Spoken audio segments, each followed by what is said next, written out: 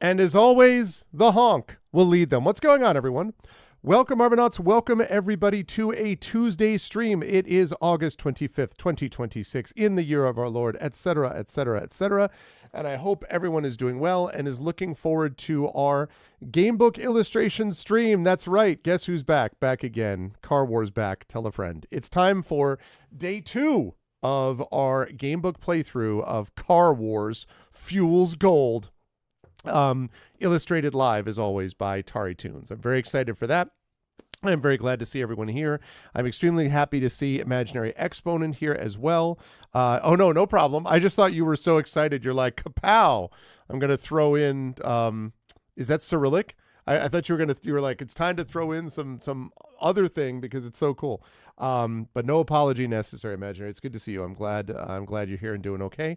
And it's good to see everybody here for my final pre-WorldCon 2026 stream. Tomorrow I am flying out to LA. I've got things going on at WorldCon. I'm excited for it. So yeah, we share alphabets mostly, yes. But I am excited to talk about it, and I will in just a moment. But before I do that, a couple of quick notes. If you've not already done so, please follow the channel. That would be much appreciated. Please check out our YouTube with !ArvTube, and let me remind everybody, thank you for anyone who is watching over there. If you have not already done so, please do consider subscribing to the YouTube channel. We have seen some good boosts over there in subscriber numbers, and we would love to see that going. You can get access to early content that way, and the YouTube is free to subscribe to, but it really does help us out. So if you have a free second, please do go over to the YouTube channel and sub there, because it really does help us out. That again is !ArvTube.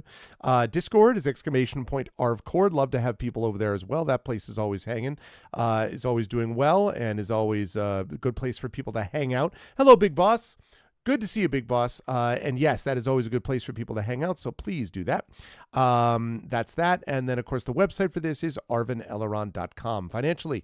Hello, Leonardo. Hello, everyone. Everyone's in a good hello mood. It's good to see everyone. !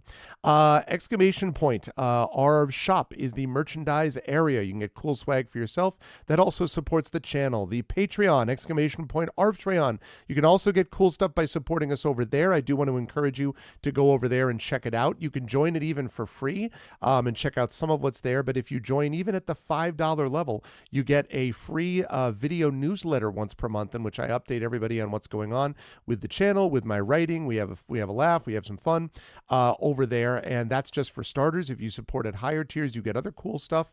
I am going to be trying to make some changes in the Patreon if I get the chance over the next couple of weeks, but in the meantime, it still has unique stuff that you can't just get from subbing, just as subbing gives you stuff that you can't just get from the Patreon. So hopefully you will be motivated to do both if you have the availability and affordability to do so. So please consider supporting the Patreon, ! Arvtreon, and obviously subbing to the channel gets you those custom sub badges and emotes to help to use everywhere across Twitch, and inspirations to help our tabletop players as well. On the publishing front, ! Icarus, my graphic novel from Athos Arts, ! Library, my Tales and Tomes, The Forbidden Library. That's my 5e adventure and sourcebook from Alligator Alley Entertainment, and ! Greyshade. That is my Greyshade IP.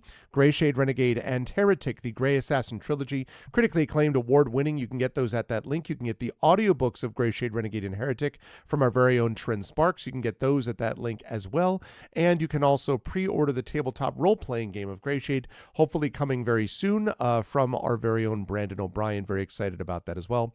And as always, ! BLM, Black Lives Matter, important to affirm and assert the significance and importance of Black lives. ! Help Now, the World Health Organization page on suicide prevention. Important to reach out to others when you need help, and reach out to others when they need help as well. And ! Ukraine, very suitable. Ukraine, to help the people of Ukraine as they continue to battle back against an illegal and illegitimate war with bravery and courage. And we send the message that we will support them now and in the future when things like this happen. Hopefully not for a long time, if ever, but if they happen again, we'll be there to support them. Continued love in that spirit to the people of Minnesota, specifically Minneapolis, people of Biddisford, Maine, people of Newark, New Jersey, people of Memphis, Tennessee, all those battling against federal occupation and invasion. We see you. We love you. You are making a difference. violence, and we are winning this fight, but keep it up. And again, I want to remind everybody, it is now late August. We are heading into the fall within the next couple of weeks. And in this country, primaries are just about wrapped up now, but we are moving into the general election season, the midterms. There has never been a more important midterm season than this one. I think that's fair to say in the United States. I'm really looking forward to getting to the stage where every election is not an existential one. That would be great. But in the meantime, it is what it is. And so please make sure that you are registered to vote. If you are in the United States within the sound of my voice, make sure you are registered to vote. Make sure that you know where your voting place is. Make sure that you have not been removed from the list, because there are shenanigans of people attempting to get you to take away your right to vote. We need it more than ever. The only way that we can slow down this madness, we have slowed it down some, but the only way to really slow it down is to get people with levers of power that can make that happen. And that requires us, and it requires us voting in early November. And that means we need to be ready to do it. So now's the time. Take a few minutes, find out where your local voting place is, make sure you're still on the rolls. And if you're not, get back on the rolls and let's go. We have 2.5 months to try to, again, pump the brakes big time beyond what we've been able to do so far on this madness. And that requires that we vote in the midterm. So please do that. I was thinking about that just as I was looking at the Car Wars cover. Seemed very familiar to all that. Okay, quick note on schedule as I get rid of this and I turn on this and I say hi, and then I will introduce Tari. Quick note on schedule for everybody. I will not be streaming today on GOG. I was originally planning on doing my usual Pen and Pixel stream, but to be frank, I just have too much to get done. I've got more work that I've got to do to prep. I have multiple panels that I've got, 3 panels total at Worldcon, one on Thursday that I'm moderating on Tolkien and Le Guin, one on Friday that I am doing on populating fantasy worlds, which will be really cool, and then one on Sunday about collaborative storytelling with being around the table during an actual play.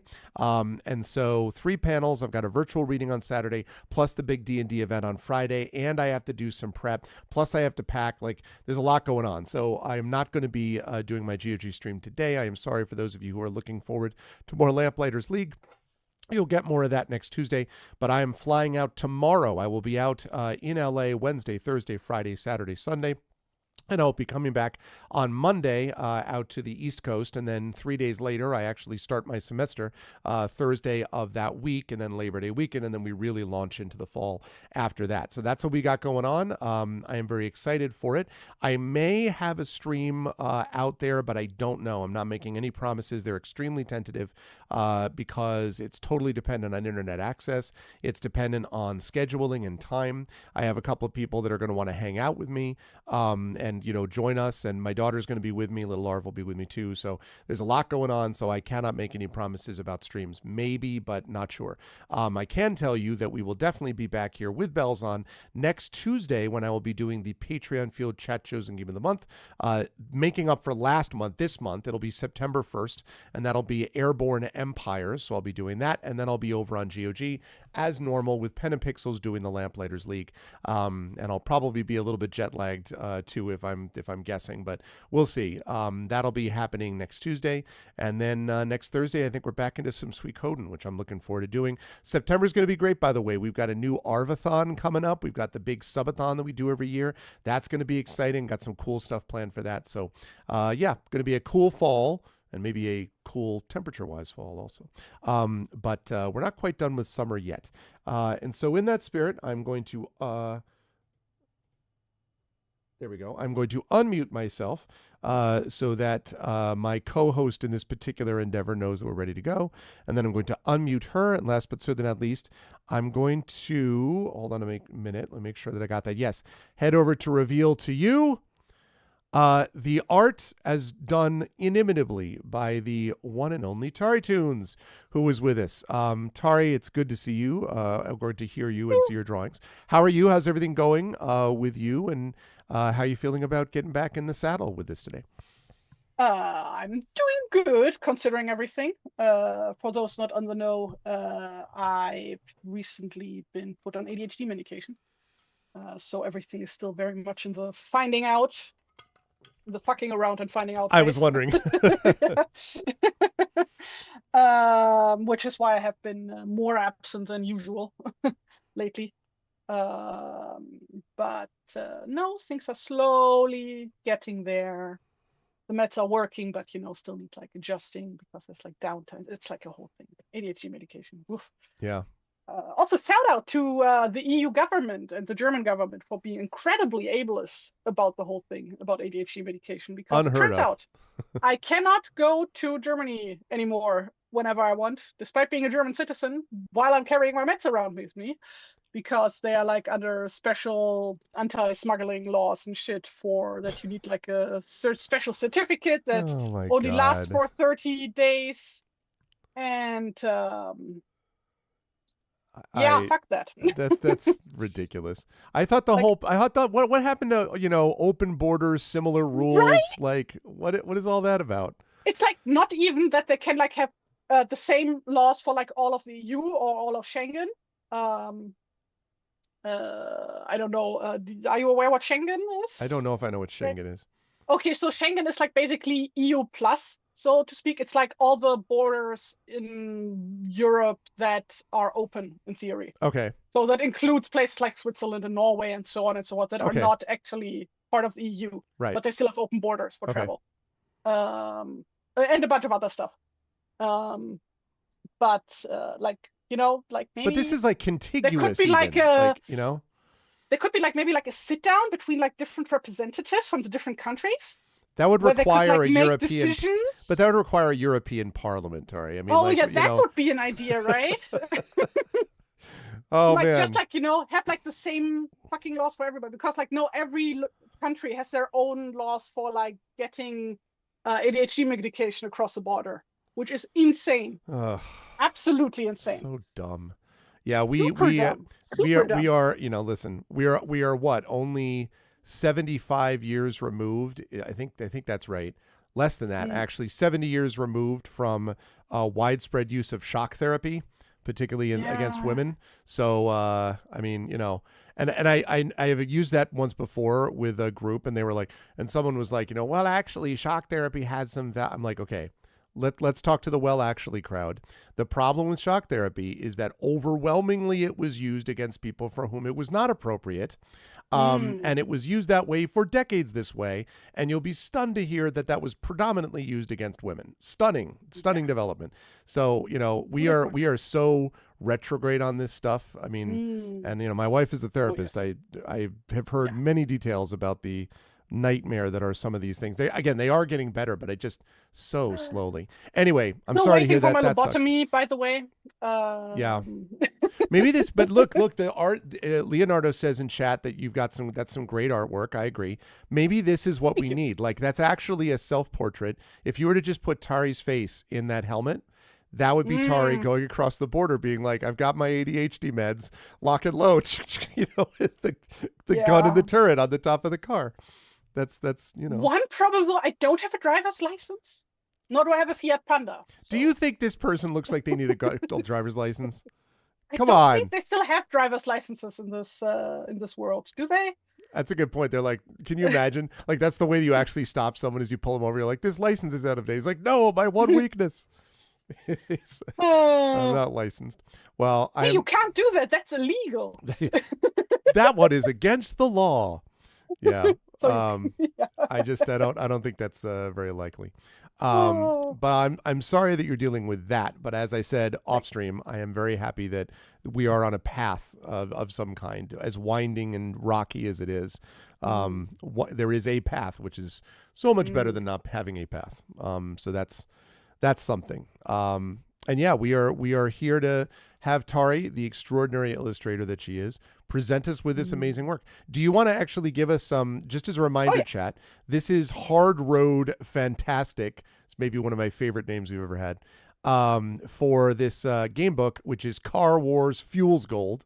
So here's what we had previously to this. So yes, in previous that was times, the first warm-up. Like the first, we had one session so far, right, a billion years ago. And that was a warm-up.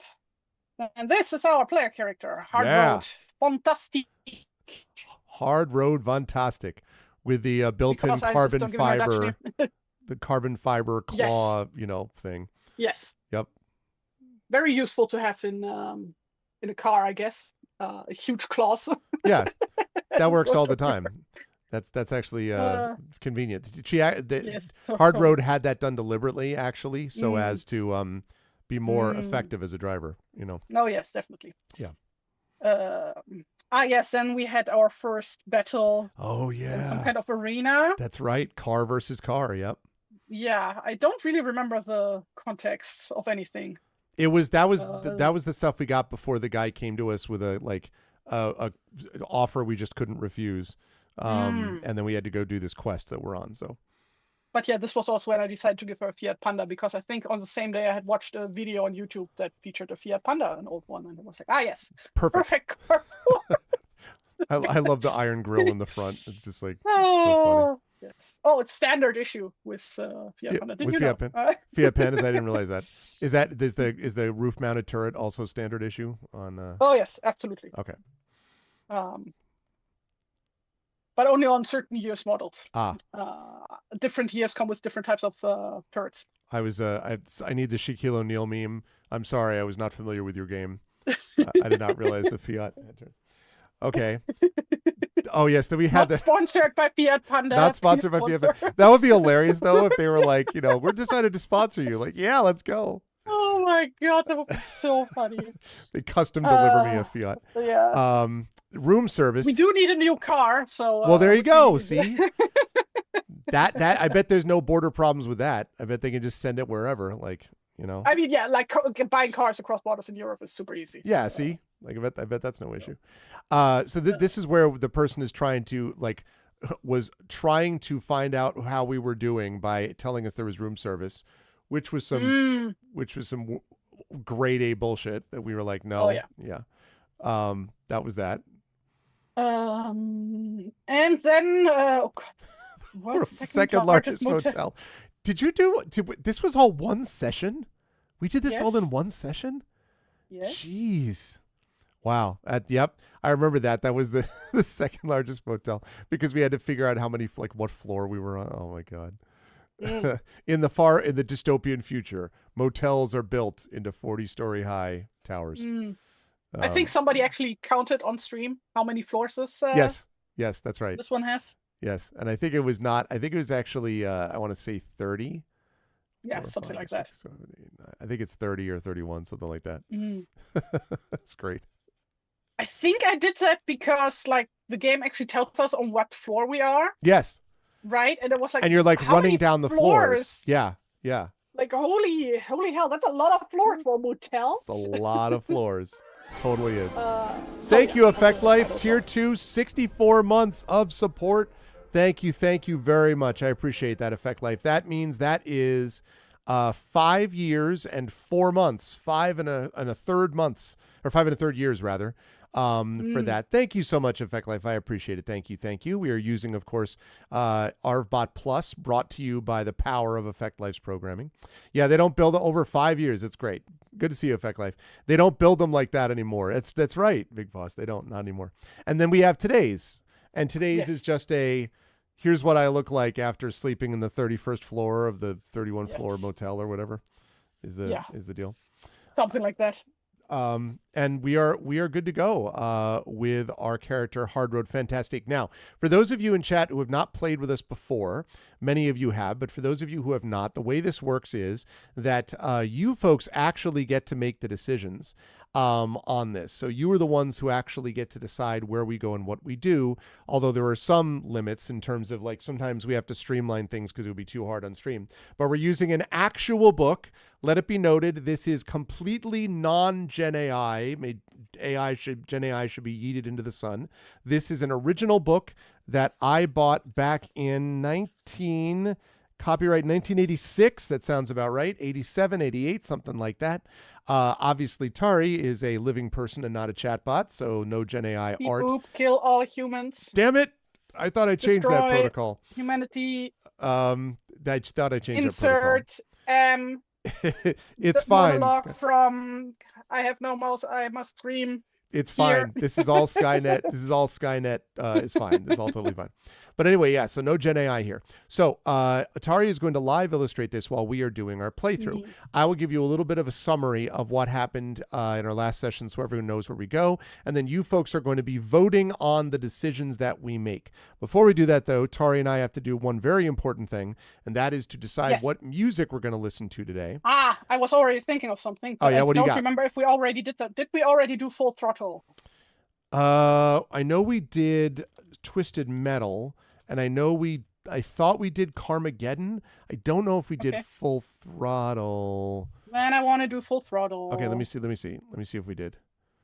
No, I don't think we did. I have a hand-embroidered patch of the Gone Jackals who did the soundtrack for awesome Full Throttle on one of my battle vests. You realize we are going to be demonetized into the Stone Age, right? I'm just letting you know. Is it? Oh, god damn it. Well, I don't necessarily have a complaint about that because I'm sort of aware that happens in some of these cases. Because I don't know, but I suspect that a lot of them have, like our last Car Wars one, not demonetized. It just means that it's not a copyright strike. It's just that someone else either gets the money or whatever. Like I'm not that sussed about it, but I'm just I'm mentioning that as a thought. Right. Okay. Dang it. Well, then I don't know. I mean, I don't know. I'm trying to think of what other car. Let me hold on. Let me just play temporarily, quickly. I can't remember if we did this or not. What's another? Oh, you know what else we could do? I wonder. Well, this will Full Throttle isn't car centric either. Well, yeah, but it's got a dude on a bike, and I mean, like I understand, but I think we could do the OST for Interstate 76. Now, I have no idea what that is. Oh, really? Interstate 76 is basically it's like Car Wars with polygonal characters and set with like a 70s action movie vibe. So it's like Car Wars if it had a mid 70s vibe and it was like not taking itself seriously ever. That would basically be what this is. So perfect. That's totally what we're going to do. All right, I'm going to show you that.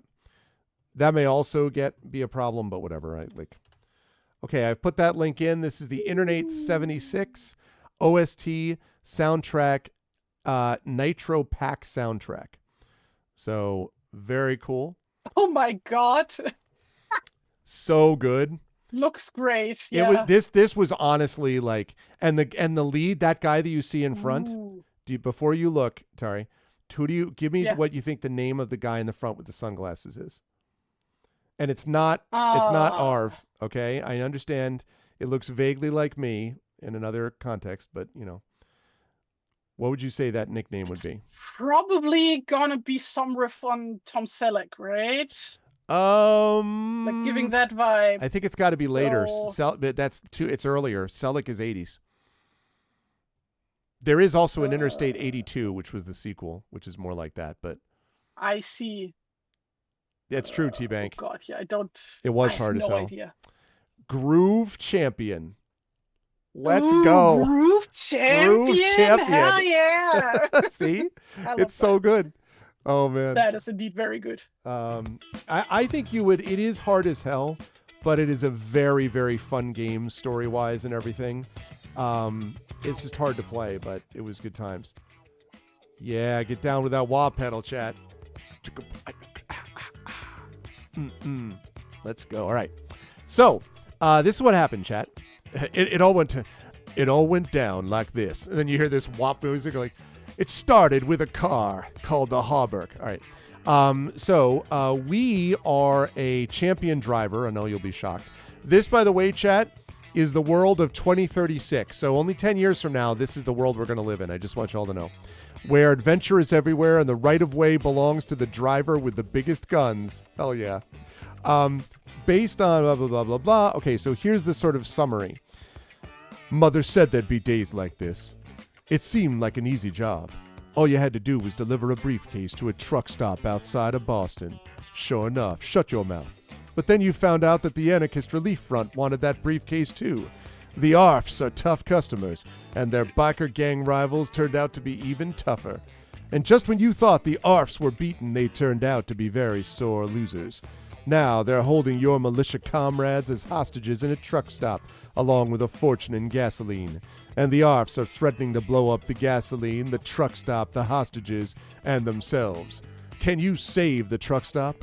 Only your character's skills, your own decisions, and the luck of the dice will make the difference between a flaming death and Fuel's Gold! Very nice. Dance to the can, dance to the can. All right. So we're training for the future. That's right. That's exactly right. So in the meantime, we have gotten some notes together. We have got our car. We've actually won a couple of car battles. We've got body armor, personal body armor, and a submachine gun. We've also got a revolver in your luggage because, you know, we always need to have a second one, I guess. Plus 2 grenades. And we have got a blue pass for Hysham. I don't know what that means, but we'll remember it later on. And we've got this sealed briefcase that we're supposed to take from one place to another. We've already had someone, remember that room service thing, try to break into our hotel room? We took them down. Now we are doing the thing by bringing it in a car. And so with that all said, chat, here we go. Everyone kick it back, rock to I-76, and here we go.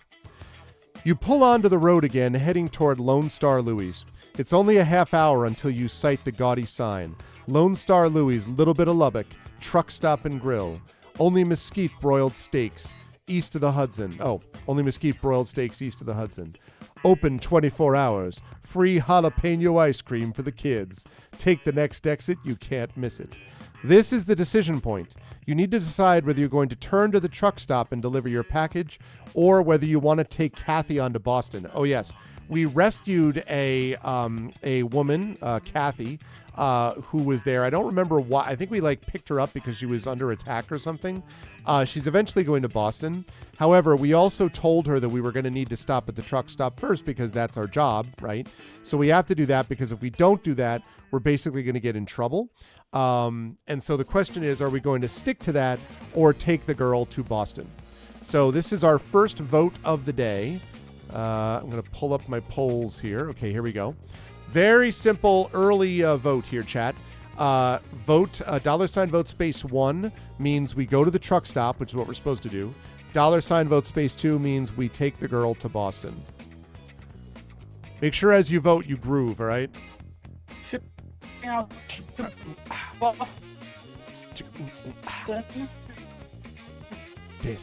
Dance.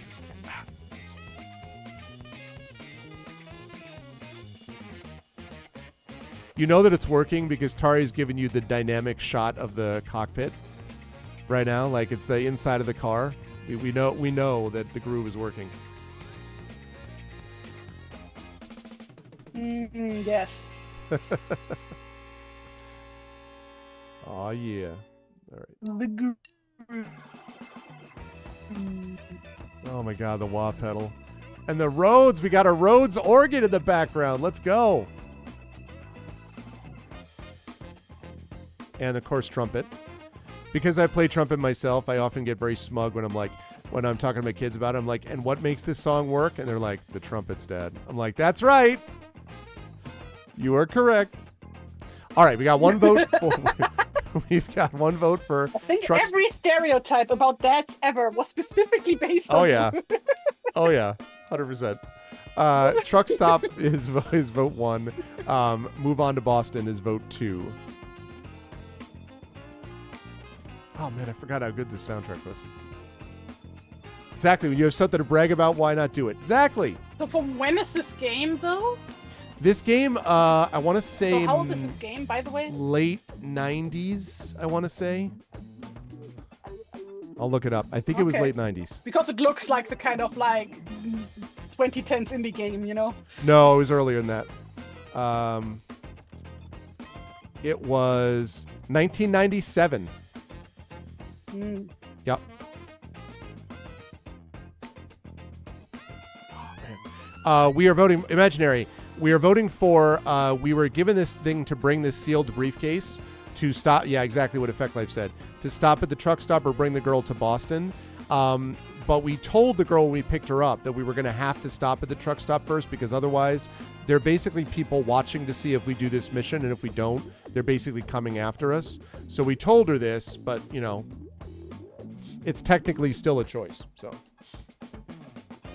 the guy who came and saw us was like, well, you know, if you don't do this, you know. Oh, man. So good. All right. So I'm going to go last call on this. Last call. There are other girls. There may not be another mission. See? Exactly. It's always the mission. There's only so many sealed briefcases in the world, right? Plus, I want to get rid of this damn briefcase if someone is trying to break down our hotel room door already.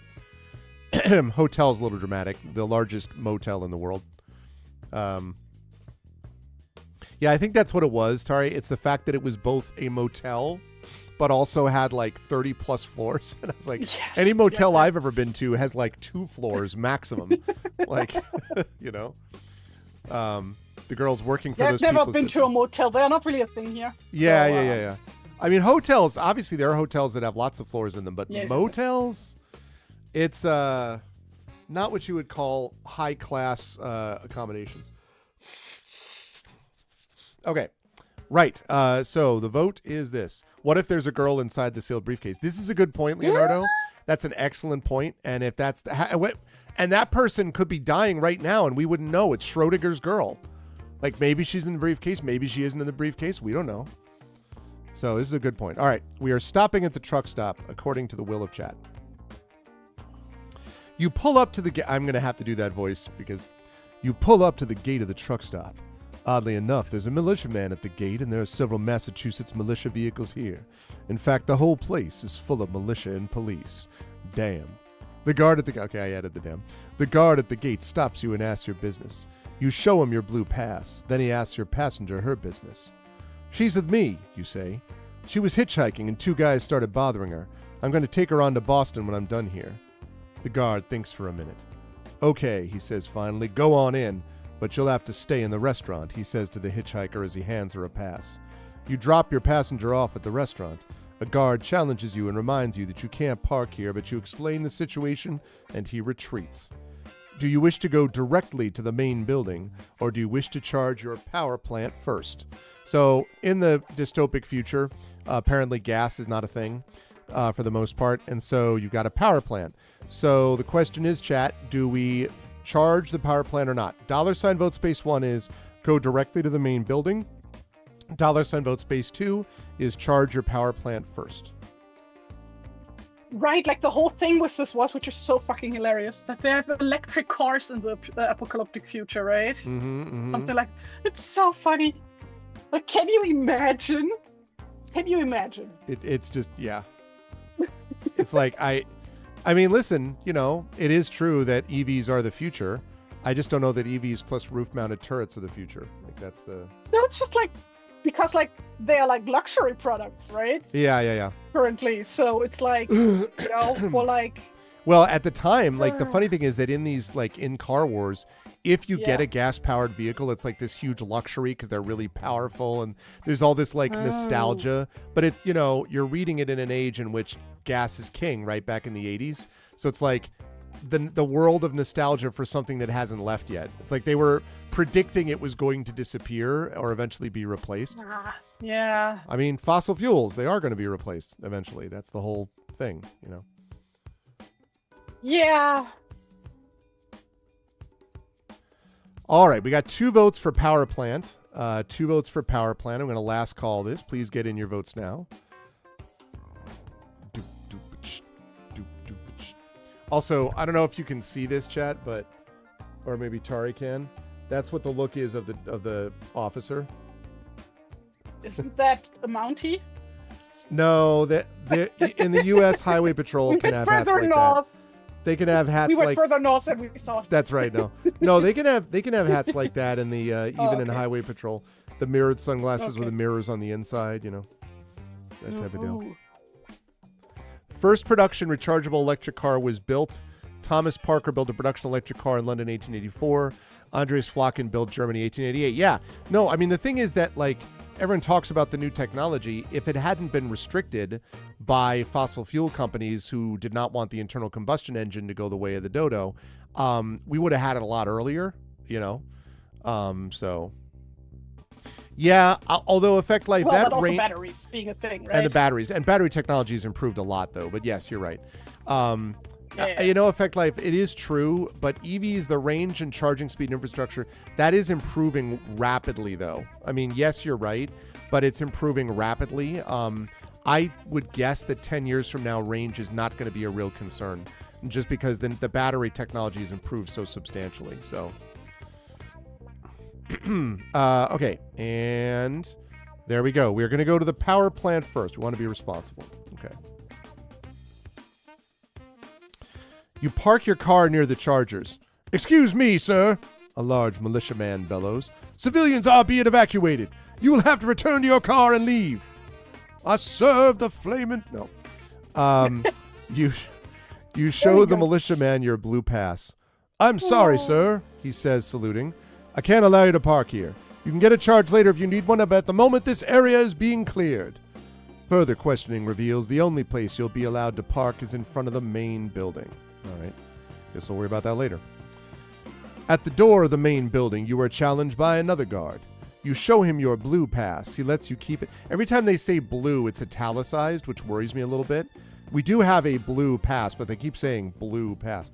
He lets you keep it and tells you Colonel Hysham is in room 201 on the top floor. The militia has apparently commandeered the lodgings at the truck stop. Colonel Hysham is in a suite on the end of the building. An aide takes the blue pass you received in Albany. Finally, Colonel Hysham looks up and salutes. I understand you have a courier package for me, he says. You give him the package. He breaks the seal and takes a folder from the package. He looks at it for a few moments, saying and yes a lot. Then he looks up at you. Come here, Ace, he says. I want to show you something. The folder contains a handwritten message. All right, now let me see if we have an illustration I can show chat. You did a 1,500-kilometer drive to Hungary vacation, had to refuel once on the road. If I had to do that with the VW ID4 company car, I'd have had to pause like 5 or 6 times. Oh, yeah. No, I think that's reasonable. I just think that it's important to recognize, I agree with you. I just want to make sure that, like, that we're doing it based on actual range concerns, not like a lot of people talk about the idea that range concerns are not actually reasonable for what people actually use it for. At least not as much as people think. What you're describing, yes, that's a whole different matter. All right. Average person driving 1 million kilometers per week, statistical error, Dutch person who drives to vacation to Switzerland every yeah. Austria. That's fair. But you know, the people like around, you know, who are like driving 10 miles back and forth to the, like, collectively to get to the grocery store and like whatever, like those people do not have to worry about these things, you know. Okay, it doesn't look like they have. Okay, they do not have it, so I will show it to you. It looks like this, and then I'll read it. Let me see if I can actually... I'm going to make this big enough we can actually see this. Gabby, you won't believe what we've got here. Mo and Mickey tracked down a gasoline dump. There are hundreds of barrels here, 5 truckloads at least. This is going to make Operation Phoenix a real blast. We're rolling right away. Put the word out. Frank. You know what they say about people called Frank. You know what I'm saying? Okay. Operation Phoenix, as far as we can tell... Ninjas? Yes, exactly. Is an ARF plan to strike at police units and blow Boston into anarchy, Hysham explains. We're pretty sure the ARF will try to come through here tonight, because I'll bet anything they want to use this truck stop as a recharging depot, and I don't think we want them to do that. Hysham signs the pay voucher, hands it over to you, and shakes your hand. Then he says, Listen, Ace, we're undermanned and hurting. Would you be willing to throw in with us? We're planning to hold this truck stop against the ARFs. It's worth a month's combat pay. Okay, let me just double check something. Okay, we did not have any pamphlets we wanted to show. Do we side with fascists or with the anarchists? I think it's do we side with, like, we already got our money, let's bail, classic Mad Max stuff, or do we, you know, do the right thing, right? Something tells me we're not going to be allowed not to anyway. I just have a feeling. But all right, Chad, here are the decisions. Will we join Hisham's force? I mean, a month's combat pay is serious cash. So do we join Hisham's force or are we not interested? $ vote space 1 says we join Hisham's force. $ vote space 2 means we are not interested.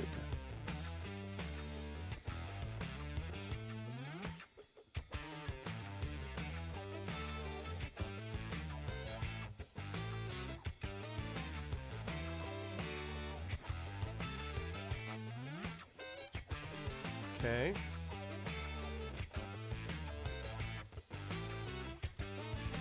That's true. She's sitting at the restaurant right now.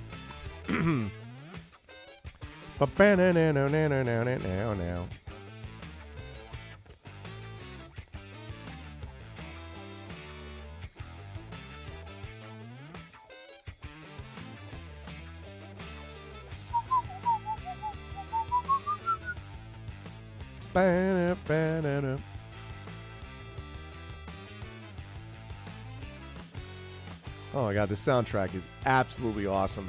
Forgot how good it was. We got a vote here, tie vote. 2 votes to join Hisham's force, 2 votes to say we're not interested.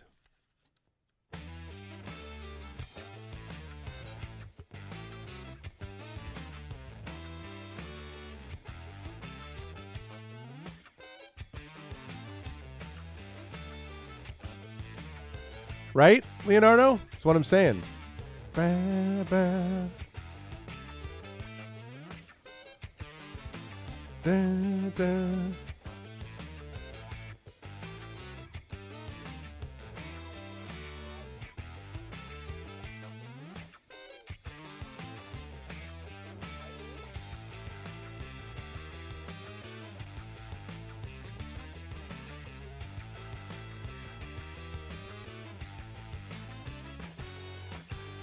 All right, we got a tie, chat. We have a tie, and we need to break this tie. Are we joining Hisham's combat force to defend the truck stop? That's $ vote space 1. Or are we taking Kathy to Boston? That's $ vote space 2. Bang, bang. Oh, so good.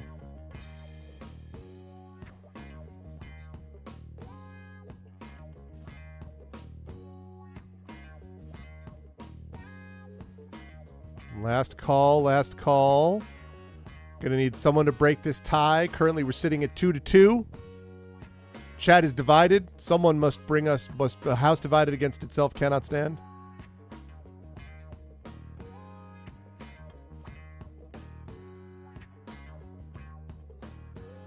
Imaginary exponent has changed the vote, and thus has brought us to a resolution. Thank you for thinking about those things, Imaginary. Going once, going twice. All right, we're joining the combat force, chat. Doing it one way or the other. Okay. Sorry, Tari, what? I was just talking to myself. I forgot to mirror the image. Oh. Like, you guys can't see that on stream because of my setup, basically, but like, I actually zoom in and flip around the image a billion times. To make really sure cool. That things look okay. I'm actually really interested in this drawing. Okay. Great, Hisham Booms. Glad to have you. Cashman, one of his aides salutes. Lieutenant Cashman will draw up the papers. It'll be a few hours before things get interesting, so why don't you take this, he writes a few lines on a piece of paper, and get yourself something to eat. You can leave the truck stop if you need to, but be back by evening. You sign the papers Lieutenant Cashman offers. He gives you, yes, another pass. This one is white. You take the white pass and the note Colonel Hisham gave you and set out for the cafeteria. All right.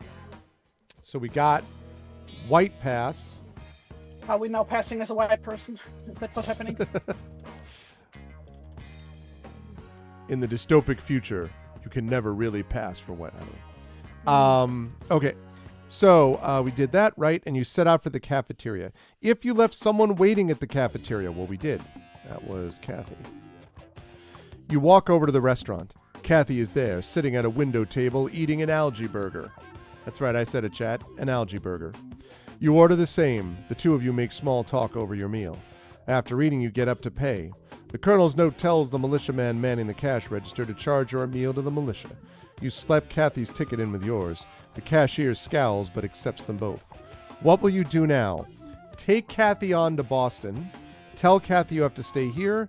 Ask Kathy to wait while you look around the truck stop. Now remember, we signed an agreement, right? We said we were going to stay here. So, do we take Kathy on to Boston, which would be, to be clear, a breach of contract?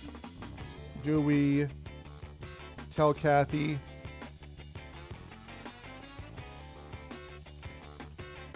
we have to stay here? Or do we ask Kathy to wait while we look around the truck stop? Question mark. All right, what's it going to be, chat? This time you got three options before you. $ vote space 1, take Kathy on to Boston. $ vote space 2 means tell Kathy we have to stay here. $ vote space 3, ask Kathy to wait while we look around the truck stop.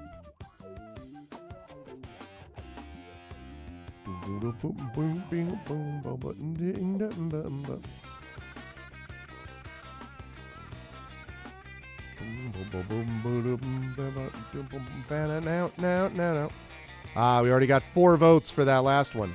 People are on board. People are on board.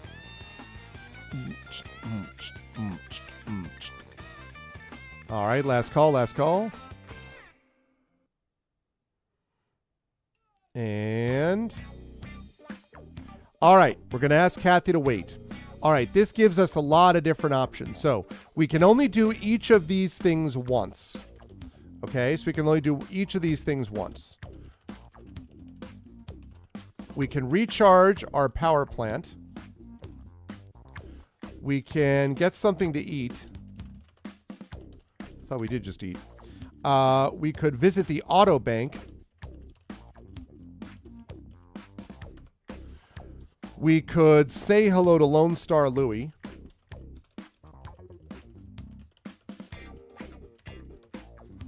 Let me guess. He's from Texas. Howdy, howdy, howdy. One would think. Try to get our car repaired. Or I kind of want people to vote for Lone Star Louis so that you have to do a bad Texan accent. I stand ready if that happens. Mm-hmm. I am prepared. All right, Chad, here we go. $ vote space 1, recharge our power plant. 2, get something to eat. 3, visit the auto bank. 4, say hello to Lone Star Louie. 5, try to get our car repaired. 6, just look around. We also are out of... we do need to get our machine gun fixed, and we do need to get our recoilless rifle and the turret reloaded. So we will need to do that at some point. Doesn't have to be this second. So nobody, you don't have to feel like you have to do that immediately. Just at some point we have to do that.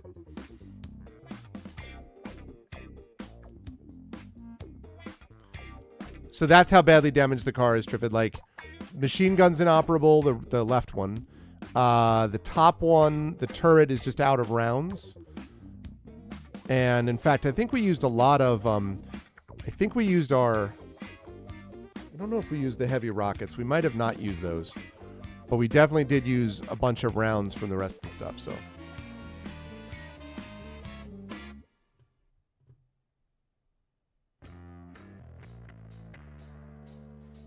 All right, right now we've got 1 vote each for visit the auto bank and say hello to Lone Star Louie.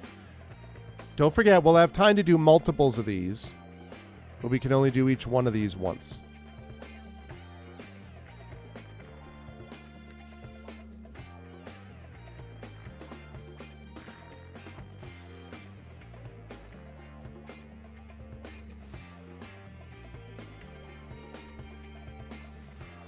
All right. Looks like we got some people that want to say hi to Lone Star Louie. Can't imagine why. It's not like a certain alleged friend of mine didn't set up something, you know. Standing. All right, last call, last call. Friend in brackets, allegedly. Lone Star Louie is probably this really thin-looking dude in a suit and a monocle, like, oh, well, welcome to Lone Star Louie. It's probably something like that. The name I was like imagining like an old cowboy, like a really old one. Yeah, I know, Like, oh god, what was the name of that one cowboy actor again, who like talks really muffled and you can never understand him? Oh, yeah. There was a famous one named Gabby Hayes who's like, well, what you could have been should have did was the but, like very difficult to understand, but...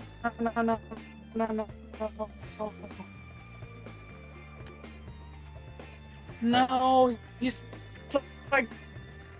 I don't remember. Maybe people in chat know? Well, I'm thinking either of Foghorn Leghorn, which is not it, or I'm thinking of Elmer Fudd. I don't know. Then you're also wrong, because then you would mean Yosemite Sam, not Foghorn Leghorn. Oh, that's true. That's true. I say. Well, oh don't God. even know your Looney Tunes. Oh God. Well, Yosemite Sam. Yeah, that's. I remember. I'm trying to think of how he spoke though. Well, didn't he do a lot of like yeehaw? He like shot really everything fast, all the time, like. Yeah. Okay. Like always shooting in the air. Yes. Yeah. Okay. Say Really hello to angry Lone little guy. Star Louie. You got your wish, Terry. Yay! Clearing my throat. All right, here we go. Louie has an apartment over the garage. It's not big, but it's cozy. You knock on the door. He answers, embraces you like he hasn't seen you in months, which he hasn't, and invites you in. Louie's something of a celebrity. He was originally from Lubbock, Texas. When auto dueling began to catch on, he developed a stunt-driving clown act which became popular. He toured for several years and then retired buying this truck stop. Louie was one of the people who helped you get started in auto dueling. He's been a close friend ever since. You notice he's laying out a set of body armor. Okay. Yep, he says. Gonna be a good fight. Well, what's it all about, you ask? Why are the ARFs picking on this place? Well, I'll tell you what I know, Louis says. About 2 days ago, a New York infantryman working for intelligence intercepted the message you took to Hashem. Oh, don't look so surprised. This is my place, and I know a lot about what goes on around here. Hot pursuit. The ARFs have something they call... Did you just pop a vein or something? I'm sorry. The ARFs have something they call Operation Phoenix. Now, some of it's a big attack on Boston, but we don't know all the details. They got crazies from all over the country and a lot of explosives, too. And they found an old gasoline dump in New Hampshire. Apparently, it was an army stockpile that just got left when some unit or another left for the free oil wars. The militias posted on all the approaches to Boston. They're in hot pursuit. We don't know for sure where the push will come from, but Hashem's pretty sure the ARFs will come right through here, or try to anyway, sometime tonight. So, are you gonna stick around for the action? If you ever watched any of Dukes of Hazzard, that will make a lot more sense. Unfortunate. I have not, but I have been binge watching Smallville over the past months. Oh, interesting. Yeah. Which has like one of them is Jonathan Kent. Yeah, imagine that it was Smallville, but with a complete misunderstanding that a Confederate flag is not a good look ever anymore. Yeah. Yeah, it was kind of a different time. A lot of Waylon Jennings music. I do not know who that is. Oh, Waylon Jennings? He's like a famous country singer. So a lot of... Yeah, that would explain why I don't know. Just the good old boys, never mean to no harm. Like all country music, old school. I cannot stress this enough. Nobody in Europe listens to country music. I am. You are not losing out on anything. Original bluegrass actually is pretty good, but country music, no thanks. I mean, like the stereotypical type, trucks and... Yep. And the kind being... of stuff that Weird Al parodies in one of his songs. Being lonely and then peeing on a dumpster. Interestingly, I am going to see Weird Al tonight. Nice! Going to see Weird Al in concert, 10 minutes from my house. Very nice. I've seen him once before. Awesome band. Same. Yeah, he's good. Like, his band is real tight. Oh, he's great. Yeah. Okay, so ask if you're going to stick around for the action. So if you told the colonel you'd stay and help the militia, which we did... Turn to 142. Okay. He claps you on the shoulder. Great, he says. I should have known you'd stick with me. Well, let me tell you something, Louis says. I built an escape tunnel out under this place. Hello, the rising tides. Whoop! The hot pursuit. Maybe 2 or 3 people know about it. If you get caught in here, it'd be a handy thing to know about. He walks over to a map of the truck stop. You see this closet here? He points to a storage closet on the bottom floor of the main building. Well, you could take out the floor. Oh, there's a tunnel there that leads to a culvert under the highway. He points to a spot on I-495 just north of the interchange. Here, there's a grill across the culvert, but if you grab it, turn it to the right and pull out, you can get in. You shake hands with Louis again. Good luck, he says. Got to finish getting ready myself. He reaches under his bed for a recoilless rifle. As you leave, he starts to pull the weapon apart from cleaning. Okay, for cleaning. Before I go any further, hi, Rising Tides. Pardon my outrageous Lone Star Louis accent. But outstanding. Okay, so we have to put a couple of notes here because I have a feeling we might need that later on. So, storage closet on the bottom floor. When are you flying out, Rising Tides? Or are you already in LA? On the bottom floor building. Take out floor to reach tunnel. Grill past the culvert.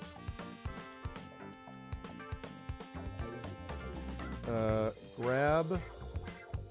Turn to the right. Pull out. Okay.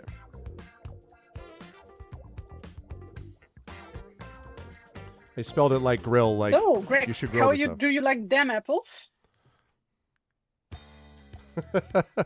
Let me look at the drawing, specifically apples. Is that what we're talking about? Right Yes. there?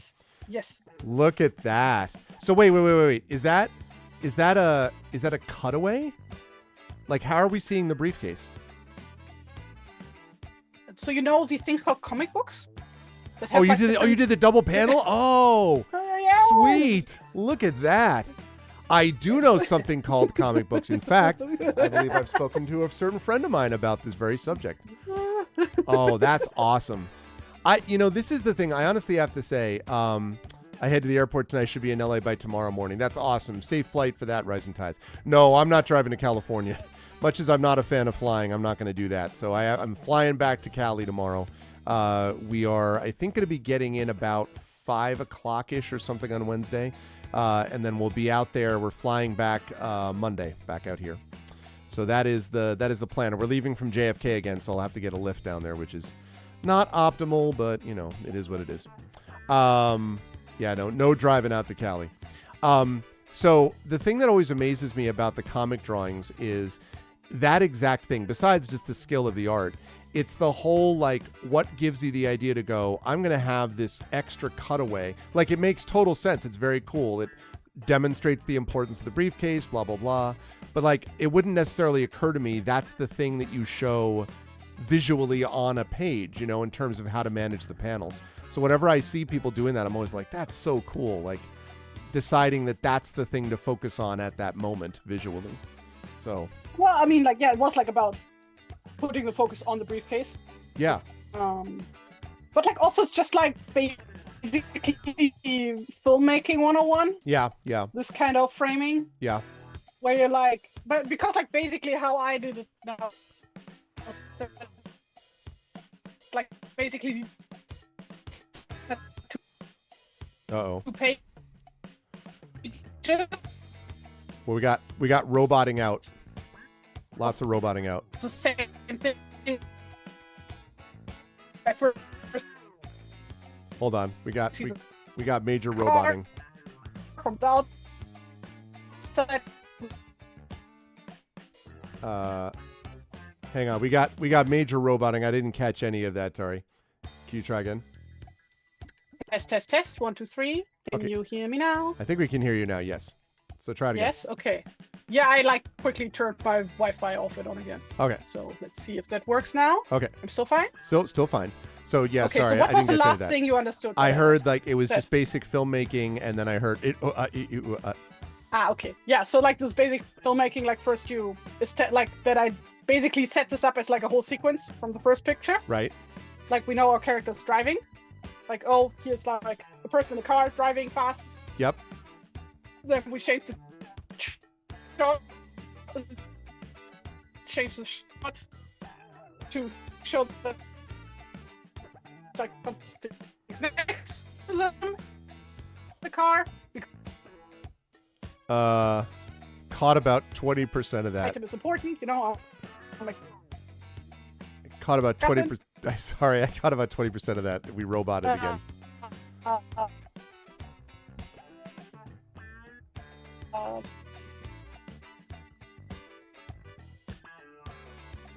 Yeah, exactly. AI doesn't want us to know how real artists create masterpieces. Exactly.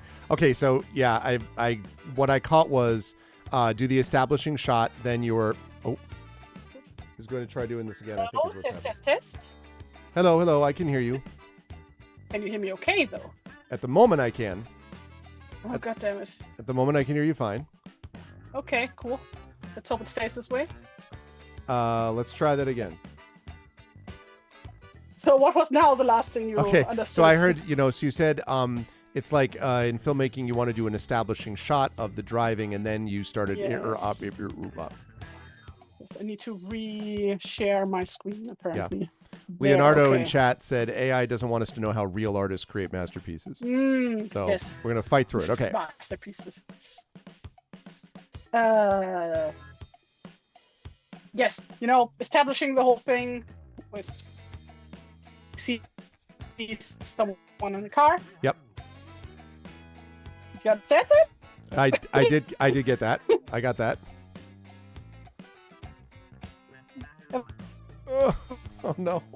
What is going on? It was fine. It was like fine. I can't tell. Oh no, it was fine before, and then it was fine before, and then you started cutting out again. Wait a second. It was totally fine until about 5 minutes ago, and then we started a robot.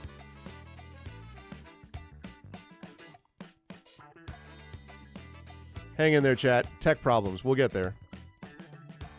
We're gonna find out this briefcase. We're gonna know. We're gonna find it out. We're gonna know. Yeah. So we're gonna get a router reset. So in the meantime, we're gonna buckle down and enjoy ourselves some 70s awesomeness. The context of this is, for those this is very a lot of people talk about this like a touchstone for this being Escape. The car Mad Max is the obvious touchstone, but there are people who will also talk about things like Escape from New York. And there is some of that here. But again, Escape from New York feels much more 80s than 70s to me. There's a kind of disco goofiness to the 70s that really kind of fits. And so, yeah, thumbs up here. So that's a big part of how the sort of vibe is with these things. So this music really captures that kind of goofy funk, vibe that the 70s could often create with some of this stuff. Okay. So I'm going to move on until Tari comes back and the router is restarted. So if we have a white pass, and we do, we now know all the details about escaping if we have to. All right. Back to 177. So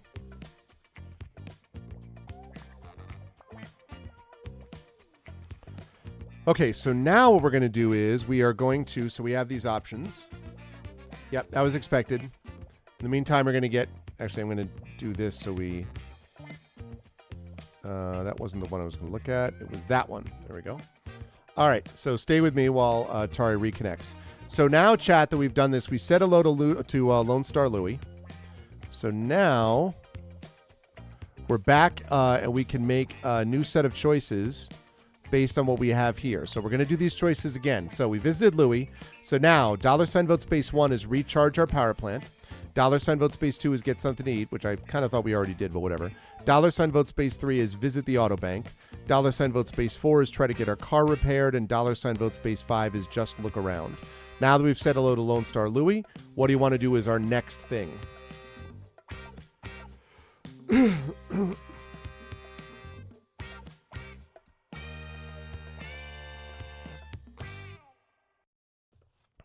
All right, we have a vote for recharging our power plant. Very logical.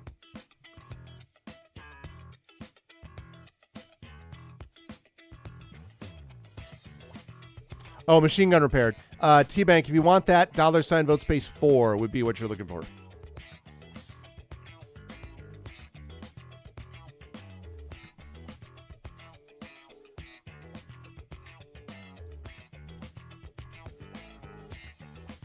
All right, there you go. We got a vote for recharge power plant, a vote for try to get our car repaired.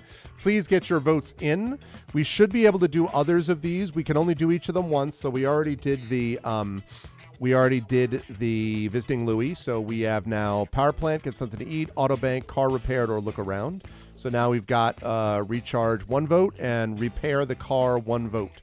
So get your votes in now. 2 votes for recharge the power plant. Okay.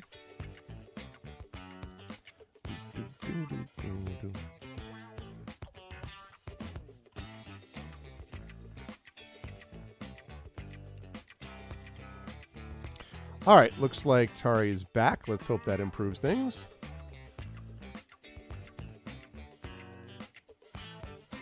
Hello. Hello, hello. All right, router is restarted. Yes. Okay. So far, so good. It was okay before, though, too, and then it was good for like an hour plus, and then all of a sudden it started glitching out. Just sometimes. Bleh. Right, let's see. All right, let's try that share again. There you go. They are in the midst of another vote, which means that we can try one more time on this establishing shot. Okay, so like in a film, you're establishing that they're driving the car. The camera pans up and then reveals this, and then you can go on from there with your explanation. Yes. And then we see that something is next to them. Yep. And to show the importance of that thing next to them and to showcase what it exactly is, we show the thing in full. A close-up. But like, what makes you think of it that way with the panel that way instead of like side by side or like a straight line separating the panels instead of like a? Is it more dynamic to angle it? Is that the idea? Yes. Like okay. Because like the car is in motion, basically. It suggests speed and action. That's cool. Okay. Yes. Okay. Cool. So yeah, that's just what that is. Very cool. I also noticed that, do we have kind of semi-plush cushions? Seat cushions? Just standard old 80s car. Okay. 80s, 90s car. When is the Fiat Panda? I don't actually know. I'm guessing a Fiat is like a Panda is like late 70s, early 80s, maybe? Yeah, probably. But I have only driven a Fiat once myself, and I don't know if it was a Panda. 1980. 80. Well, no, that would be about what I would have imagined. Yeah. Ah, okay. Yeah, that about fits. I think I told you the story, right? That my dad drove a Fiat, and one of the cylinders went out on the highway, and so it went from a top speed of 50 to a top speed of 25. Literally half. It just like that. My dad was an expert in having cars that were, they were not designed like this is. Let's put it that way. So, okay. Right. So we have decided to recharge our power plant. So now you know, Leonardo and others. Okay, we've decided to recharge our power plant, and so we're going to go do that. So when we go to recharge our power plant, you pull up to the generator and get out of your car. As you do so, a guard appears. Pardon me, but civilians are not... Pardon me, but civilians are not allowed to use the facilities. If you have a white pass, and we do, the militiaman steps back and salutes. Sorry, sir, he bellows. You hook up the generator cable and start charging your car. When you're done charging, you unhook the car, salute the militiaman, and drive off. Hell yeah, power plant is recharged. And I assume it takes like 2 minutes in our dystopic future. Right? Is that exactly the same? Okay, so now... I was wondering about that. Okay. Right, so we're going to clear that. So that is now done. So now... All right, chat. We now have 4 options left to us. And then when we're done with this, we can wait for the action to start. Question mark. Why would you want a car that's just driving? You can also have a car that teaches you engineering. Yes, that's well said, Imaginary. Exactly. All right, chat. So here are options. $sign vote space 1, you get something to eat. $sign vote space 2, we visit the auto bank. $sign vote space 3, try to get our car repaired. I do remind everyone we do need to do that, get our car repaired at some point. $sign vote space 4, just look around. $sign vote space 5, wait for the action to start. Get your votes in now, please.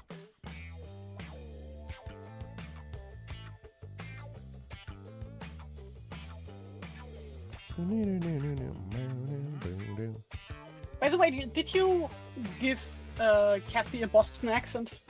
I think that needs to be. It's a good question. There. I don't know if I did.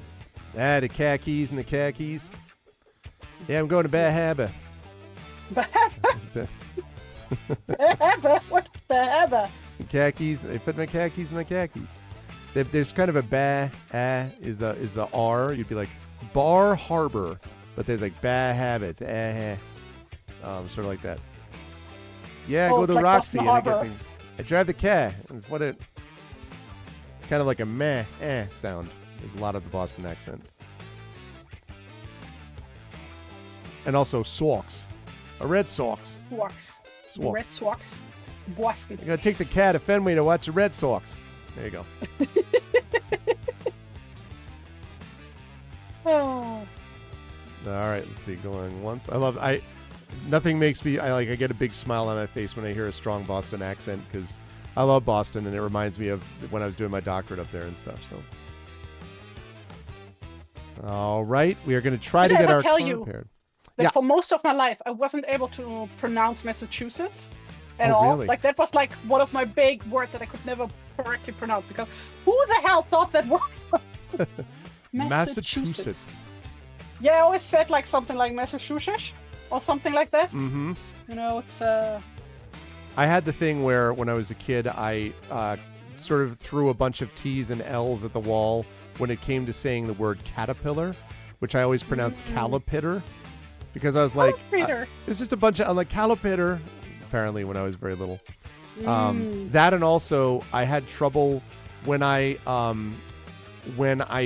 could pronounce the word scissors perfectly well, but when I saw it like actually written, I started to pronounce it skizzors because I was like, that's what you do. It's k.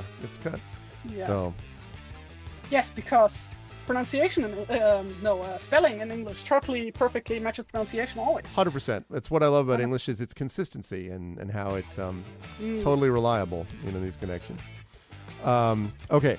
Louis' civilian employees have cleared out, but you find the captain in charge of repair and refit for the militia unit. He looks at your car. Well, sure, we can work on it, he says, but it'll take the rest of the day. If Kathy is at the truck stop. Okay, yeah. The repairs will be free, but if you let the mechanic work on your car, you won't be able to take Kathy to Boston. You're committed to helping in the battle. You'll have to decide now. Well, we already said that we're going to take Kathy to Boston after we're not doing that now, right? So I'm going to open this up, but $sign vote space 1, do we get the repairs done now, which means we have to save the truck stop? Or 2, do we pass and take Kathy to Boston? I thought that we were just like staying to help with Boston anyway, but to help with the truck stop. So $sign vote space 1 means we're getting the repairs done and helping the truck stop. 2 is we're not getting the repairs done and we're going to Boston. Classic example, Worcestershire. That's right. Worcestershire sauce. Worcestershire sauce. Worcestershire sauce. Yeah. Worcester sauce. Well, another thing that screws me up is in a lot of old school, talking about military ranks from lieutenant versus lieutenant. How do you get lieutenant out of L-I-E-U-T-E? Especially when the American pronunciation is lieutenant, L-I-E-U. But yeah, lieutenant. I'm like, lieutenant.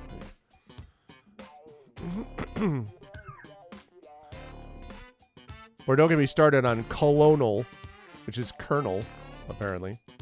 Blame the French. That's generally a good approach. Yeah, colonel. I would pronounce it like in German. I would pronounce it as Colonel. Cardinal. Actually, Really? Colonel. Yeah. But that's also my personal accent that I have. Colonel. Is that regional? Like if you were in another part of Germany, would that be different? Probably, yeah. Yeah. As usual in the French, yeah. I feel bad. We're gonna have someone who's gonna be like, as someone who's from Paris, I am incredibly offended. Paris. Oh, Paris. I am from Paris, you peasants. Oh. And then they actually type in chat hon, as if that's how it works. Okay. So chat is an agreement that we said we're gonna fix this goddamn. I love that it gives us like 5 different options to bail on the contract we already signed. Like, we're getting the goddamn repairs done. Whatever. Kathy, you're gonna have to wait. Listen, Boston waited 86 years for a championship. You can wait a few years for. You can wait a few hours to go up to Boston. Okay. All right. You find Kathy and tell her you won't be able to take her any farther. The hitchhiker sighs. I understand, she says. Guess I'll get to Boston in my own power. Thanks anyway. She goes over to a phone. You won't see her again. Oh, we won't see Kathy again. I mean, I'll take you to Boston, just not right now. You just hang out in the bunker until we blow everyone up, and then we'll do it. When did this book come out, by the way? 1986. Okay, good. So I am right with my fashion statement here. Oh, what you're actually providing? Yeah. Yeah. Okay, there we go. Right. The militia mechanics get right on your car. Don't stand on my car. With their available crew, they can put in 10 man-hours of work. Oh, this is interesting.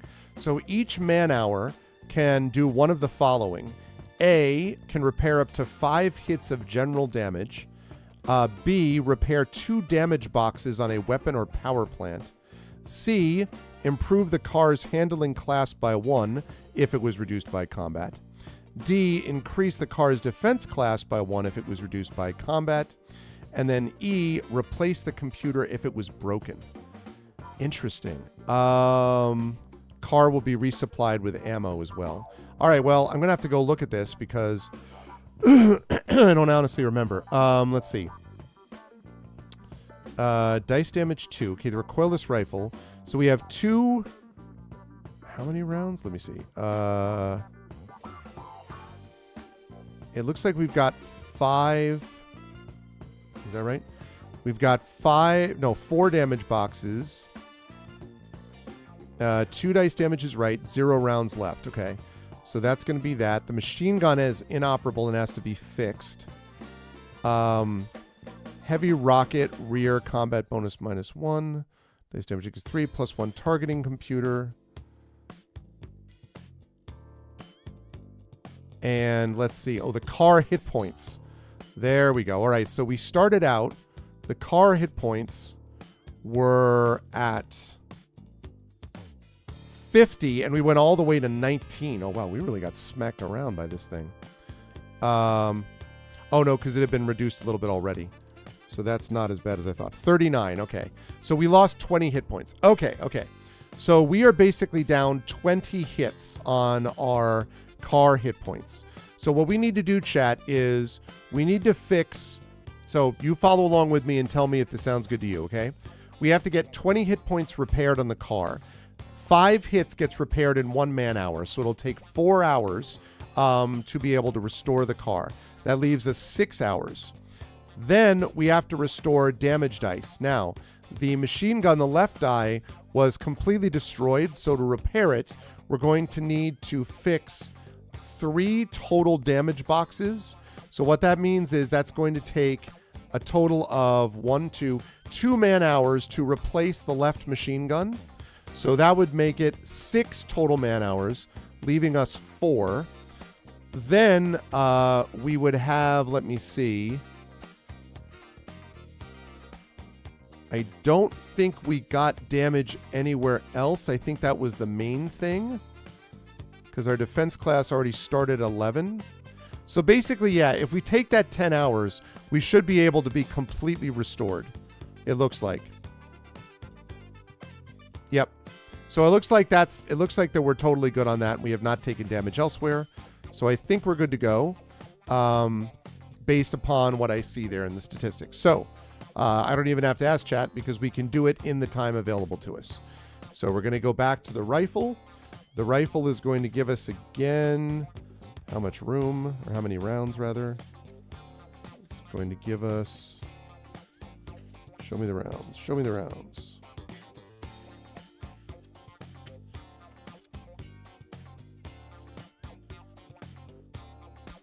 Show me the Hawberk rounds.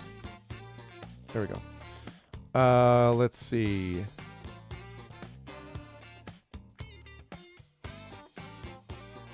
Tell me the rounds.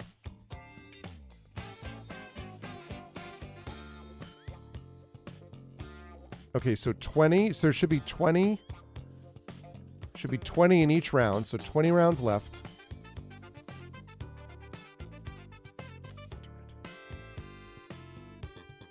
Considering language is French, 13 letters, 2 sounds, the same 2 for every possible set of letters.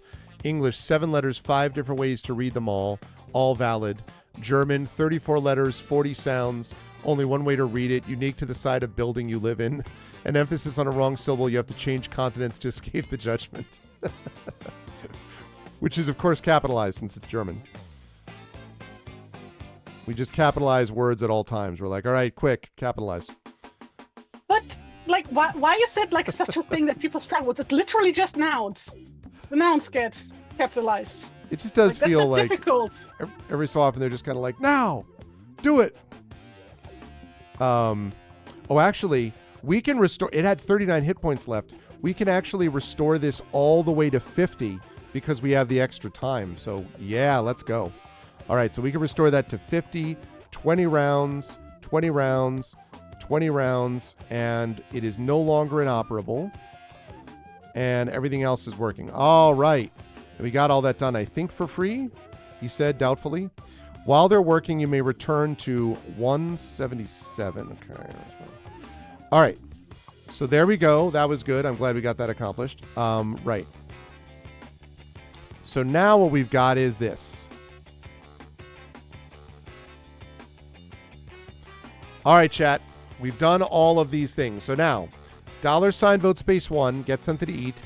$ vote space 2 is visit the autobank. $ vote space 3 is just look around. $ vote space 4 is wait for the action to start. At this point, all the stuff that I think we needed to do has been done. So it's just whatever you all think is like you'd like to do before the fighting happens. Because we fixed all this stuff.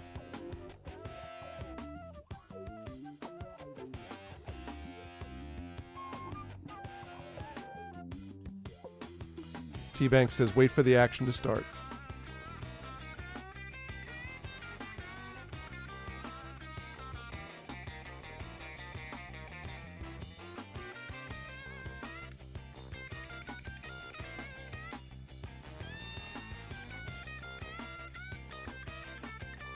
It's cool. It's like Tedeschi truck sounding. That is one broken thumb. That's really nice. Broken thumb? Look. Oh, I see. That's Kathy? Yes, that's Kathy. Oh, man, we saw her just in time for her to leave. All right, Chad, we have 1 vote for waiting for the action to start. Get your votes in. Get your votes in, everybody. Now is the time for all good people to be heard, as they say.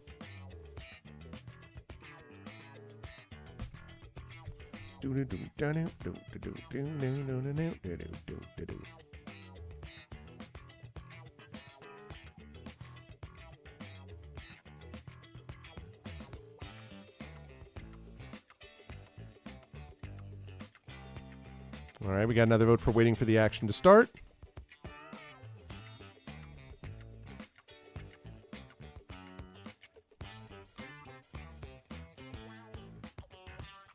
All right.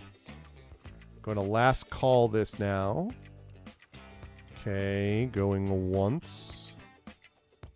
Going twice.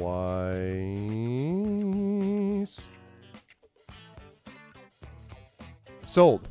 All right, we're going to wait for the action to start. Okay, so here we go. You look around you with a start. You're in a small office off the main corridor of the truck stop.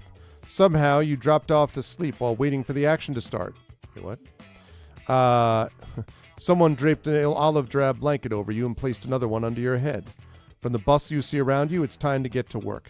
You decide to look up your old friend, Lone Star Louie. You've already looked up once. If you've already been to the truck stop and you talked to Louie then, we did. You ask some of the militiamen where Louie is. They direct you to the middle of the truck stop compound. There he is, checking things over and directing installation of a huge mortar. You look at the shells. They're about 8 inches across. You'd hate to be on the receiving end of one of those. All right, Ace, he beams when he sees you. I'm glad to see you here. Listen, I just wanted to say thanks for coming to help. I knew you would. You make small talk for a few minutes and help him calibrate the mortar's aiming circles. Then he punches you on the shoulder, doing 80 points of damage. No. Then he punches you on the shoulder.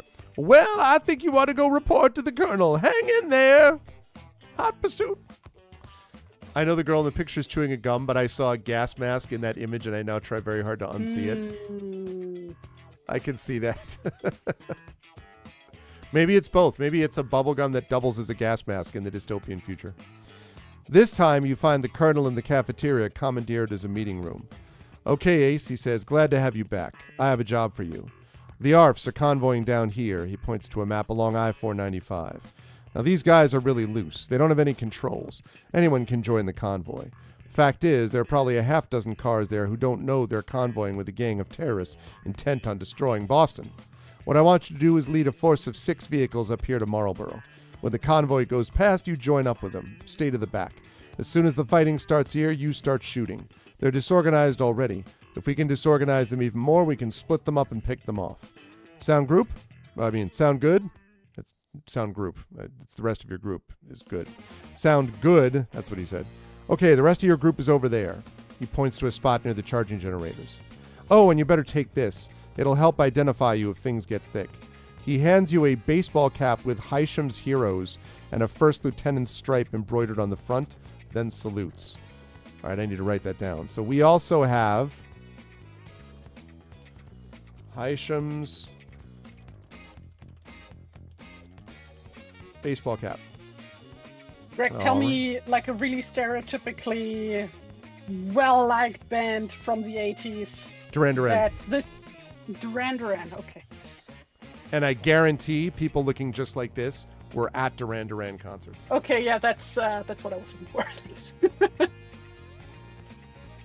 You're either doing that or you're doing Madonna, but basically 100%. Okay. Oh, that's easy to draw. Like a really geometrical design. Ooh. All right, Tari, remember that cone of silence thing I told you about? Yeah. The first part of the cone of silence thing? Yes. So that it is going out for the thing that I have to do to the thing, if you know what I mean. Ooh. Assuming that like there were multiple code of silence things. Yes. But it was the first of those things relating to the more. It was the one that was farther along. Was it the good thing or the bad thing? It was good. No, it was good. It was good. Oh, the good thing. Okay, yeah, okay. Cool. And I'll tell you that also, chat. A very good thing, but I can't talk about it yet. But it is very good news. Okay. I am live tweeting about it. God damn it. Guess what? It would be funny too because you forgot what it was. You're like, guess what? Greg's got a cone of silence thing. Yeah. Everyone's like, what? Yeah. and then the person finds out and they're like, you know that thing we were going to have you do? We're not anymore. God damn it. Yeah. But she didn't say anything. She just said cone of silence. We know what you meant. Ah. So, okay. So, he gives us a Hisham's Heroes cap. I have a feeling we're about to see some shooting, Tari. I'm guessing. You go over to meet the other drivers.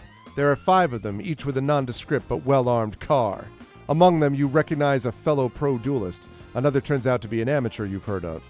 You talk for a moment, then Hisham's Heroes start down the road. How does it feel, chat, to be part of the HH? You know, not everyone. Every man dies. Not every man truly belongs to HH. I don't know. You drive for a few miles until you get to the Marlborough exit. You split into pairs and sit back to wait. About 2 hours later, you start hearing chatter over the CB, mostly about what the talkers are going to do when they get into Boston. It's definitely the ARFs. I wonder if the dystopianness of the future is in fact that Boston still exists. Hey, you be nice to Boston.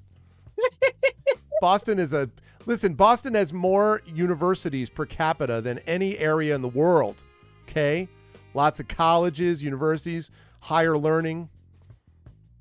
Okay, so it was deeply racist 100 years ago. Granted, that was a huge problem. On the other hand... but on the other hand, how many places weren't? That, right. And also, the first place that actually really legitimately desegregated professional basketball, which became a huge source of like if you were to look at all of the sports leagues, the NBA is clearly the most progressive of all the pro sports leagues. And that started in Boston when Red Auerbach, the Jewish coach of the Celtics, fielded a bunch of black players. And it did not go over well with a lot of the Boston fan base. And Auerbach was like, fine, then fire me. And no one was going to do that because Auerbach was one of the best pro coaches of all time and won, like 11 championships with the Celtics. So he was the one who got Bill Russell, who's one of the greatest of all time, to play with him, and tons of people like that. So, yeah, something. How much do those educational facilities extort from the Boston community? You know what, Unstable Deos? I'll give you that. I do think that there are cases where the facilities do that. It depends, obviously, on the facility. I would say that Harvard has been a bad offender in that regard. So is MIT in its own way.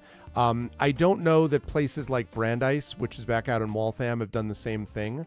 But you're right in general that there has been too much kowtowing to sort of, and not just universities. There's been a lot of kowtowing to God knows governmental organizations. And I speak as someone who's been in academia for many years, and I think academia has the potential to do great good, but has also done bad things in the past. So I'll give you that one, Deus. Yeah, that's fair. I agree with you. But the question is, what are they doing going forward, right? Like, and also all these institutions are not built the same. You know, a lot of the community colleges did not extort anybody. In fact, they were supplements for that community, and they were places where everyone else would not be able to go. So, you know, you don't want to compare apples and kumquats, right? Like, you want to compare the same things to the same things. That said, I don't deny your point overall, though, Unstable Deus. Yeah, I agree with you. That's not good. Yankees have 27 World Series. Yeah, but you know what, Leonardo? They've got one, count them, one in the last 20, since 2004 when they lost in the greatest collapse of all time to the Boston Red Sox. That was 22 years. So in 22 years, they've been to exactly one. They won one World Series, and they've been to two, despite having a top three payroll. In that same time period, the Red Sox have won four. So if you were once a team that mattered, clap your hands. If now you're a team of the millennium, clap your hands. Oh, they can't clap because they're not the team. Sorry, it's just me being anti-Yankees. Right. So, mostly about what the talkers are going to do when they get into Boston. It's definitely the ARFs. Soon the convoy comes over the horizon. Convoy is not the perfect word. The ARFs are a mass of cars covering both lanes of I-495 and stretching back almost a mile. I'm being serious and informative. I'm mostly being silly also.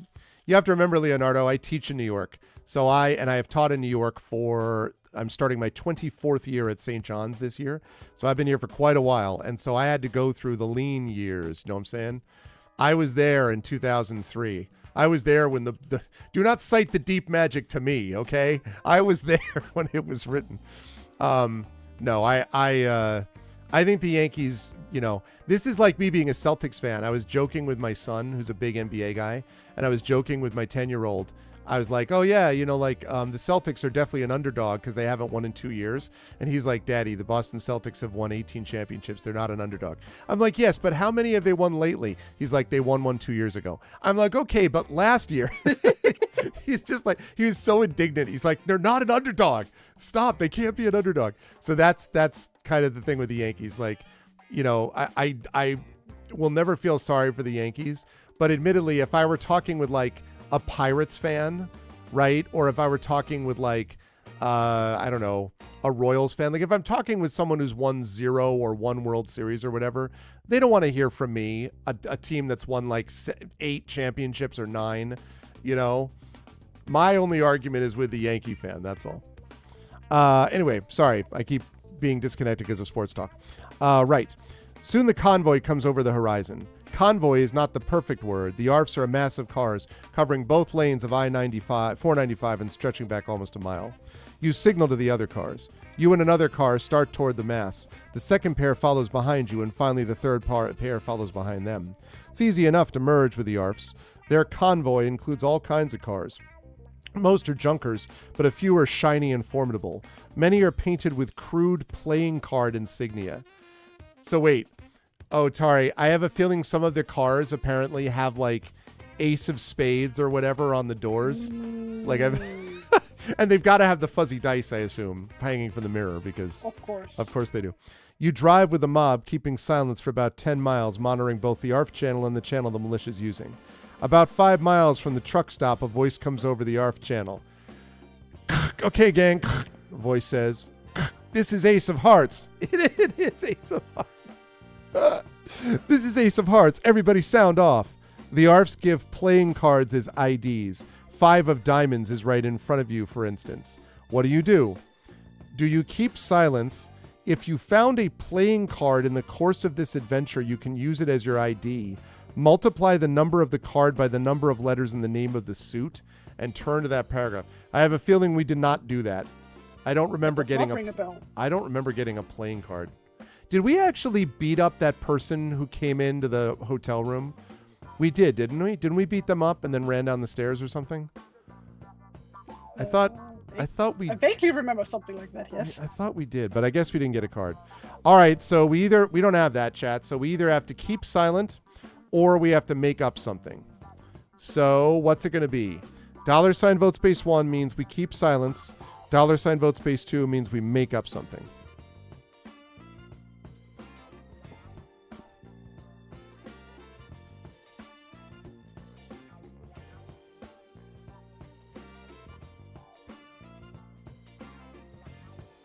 Okay.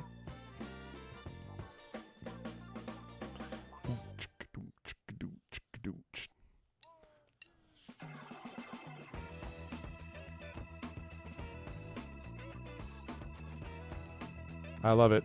I love this picture is oh man, the overlarge sweatshirt and everything with the bra strap clearly visible. Of course. And the bubble gum and the ridiculous hair. The hair really was ridiculous, by the way. I speak as someone who lived during that time when the hair was there, and it wasn't until later that I was like, what was everyone doing?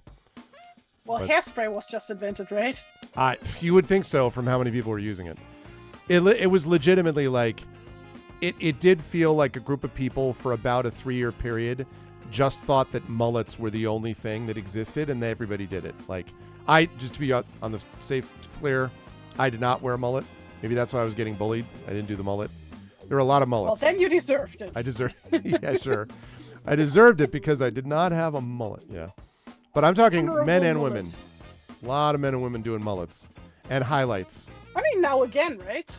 Like, mullets had a huge comeback a few years ago. Didn't they go away again, though? Mm-mm. No, they had a huge comeback and they never left. I see. Let's see. Which reminds me, at some point in this illustration playthrough, you're gonna have to do a mullet on somebody. Like not this one. Yeah. I think I agree with you that Kathy's looking right, but you know. Okay. Right, there we go. Okay, so we are going to make something up. All right, here we go. Bucket of lizards. Lone Star next. Bucket of lizards, you announce. Okay, so we said bucket of lizards. There's a deadly silence, and then, that's pretty good. A voice replies over the railroad. Yeah, that guy's got the anarchist spirit, another voice says. It freaking worked. Bucket of lizards. The countdown continues, but now it's totally disorganized. Several of the ARFs copy your joke. A couple are clever, most are just obscene. Whoops. Okay, listen up, the first voice says. We're stopping at the truck stop up here to charge. Go on in by numbers. Deuces first, then up to aces. Bucket of lizards, you and the other dingbats are the jokers in the deck. You go in last. You wait at the back of the group.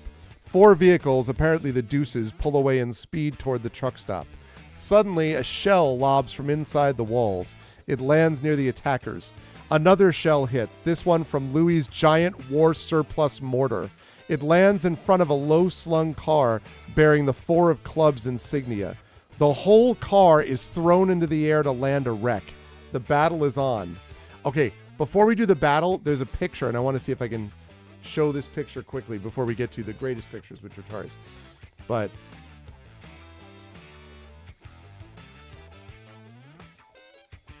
let's see.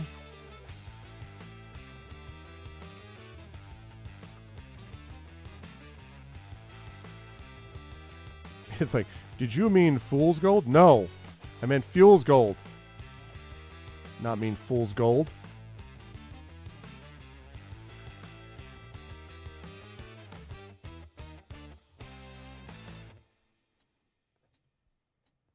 Okay. Show my images, please. I did mean not fool's gold, no. Fuel's gold.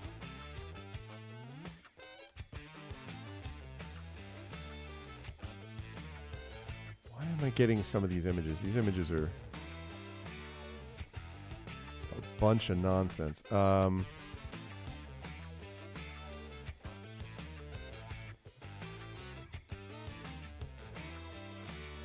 right, I don't see it. I'm going to have to show it to you all in person.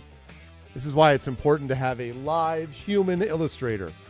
You know, I don't have to rely on this. Okay, this is what happens when the mortar hits the car. Kablam! Hey, explosions! Explosion! So much for the 4 of clubs. Apparently, you didn't have the full house. Let's go. Right. Should have folded. All right. The battle is on. Yeah, it is. As 4 of clubs crashes to the ground, you start firing at 5 of diamonds. He's totally surprised. You get 3 free rounds of fire before he can shoot back. Well, well, well. You're up against an old Pisces roadster with chunks of steel hanging off its sides as extra armor. It would never be street legal, but the ARFs don't care. This is a dogfight. You can each use any weapon. 5 of diamonds has a gunner and can fire 2 weapons per turn while his rockets last. Okay. Well, so what we need to do is take this guy out. We get 3 rounds. So let me put down what he's got. Last time we had a couple of fights. We have not had a fight so far today. Until now. All right. 5 of diamonds.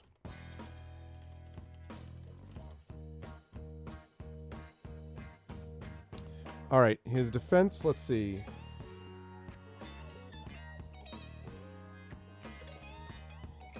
All right. He's a driver -2. Hit points is 36. And I'll explain how this works. It's a little bit different than the usual fighting. Okay. So, to be able to fight, it goes like this. Like this. All right. So, when you have an opportunity to attack, most vehicles may attack only once per turn, but there are 2 exceptions to this. If you have twin weapons, they most fire together. Roll separately for each. If a car is both a driver and a gunner and more than 1 weapon, then it can fire twice per turn. But we get 3 shots at this guy, which we should probably do faster, you know, sooner rather than later to try to take him out before the gunner does his thing. So, let's see. So we add our gunner skill. Our gunner skill is 1. The bonus for the weapon you're using, that depends on what we're using.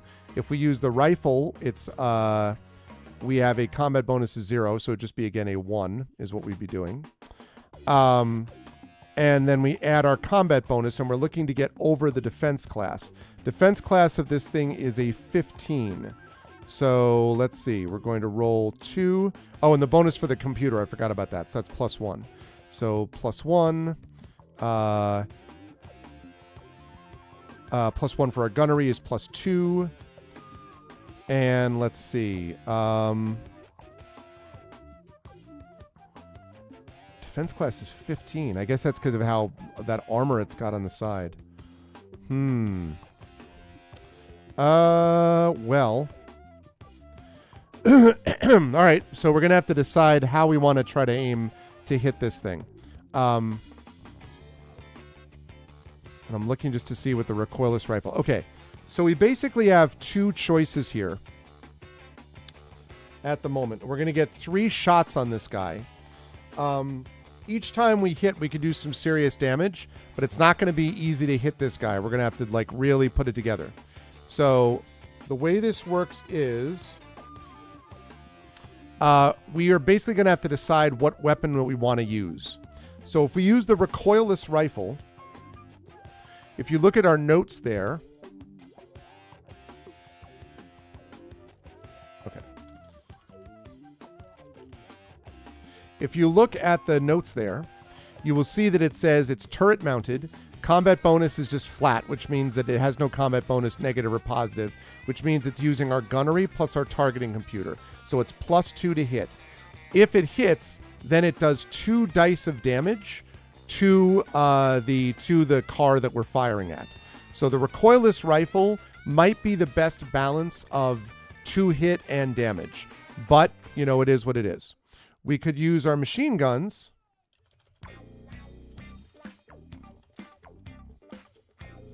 Either left or right, doesn't really matter.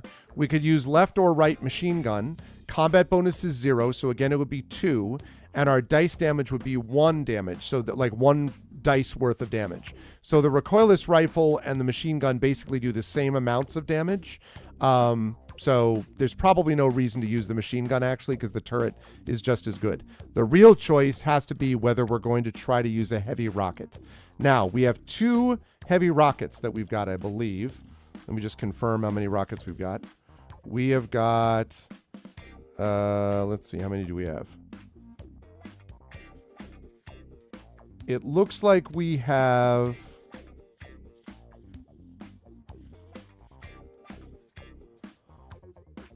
How many heavy rocket? 2. We have 2 heavy rockets. So we could also fire a heavy rocket.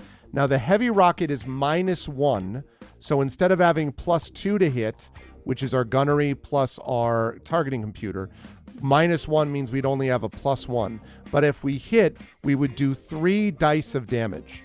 So basically the question is, do we do the recoilless rifle, which is +2 to hit and 2 dice damage, or do we do the heavy rocket, which is +1 to hit and 3 dice of damage? We've only got 2 heavy rockets as well, so just keep that in mind. So get in your votes. Once we have this vote, then we're just going to go with that weapon for the course of the fight until someone tells me different. So are we doing recoilless rifle? That's $vote space 1. Again, +2 to hit, 2 dice of damage if we hit. Or are we doing heavy rocket, which is +1 to hit and does 3 dice of damage to hit once it hits? What are we going to do? How would you like to vote? And we get 3 free shots at this dude before he starts doing his thing.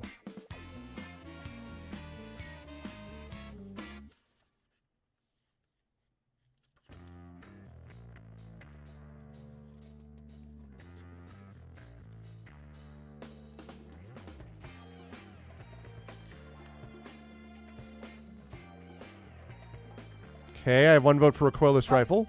Do you like my Lone Stars? Oh my god. 4. It's like this, like, yeah, hot pursuit. Oh my god.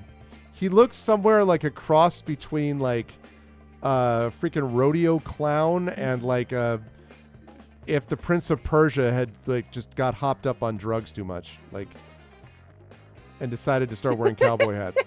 Like he's got the pantaloons and the stuff. Like, it's awesome.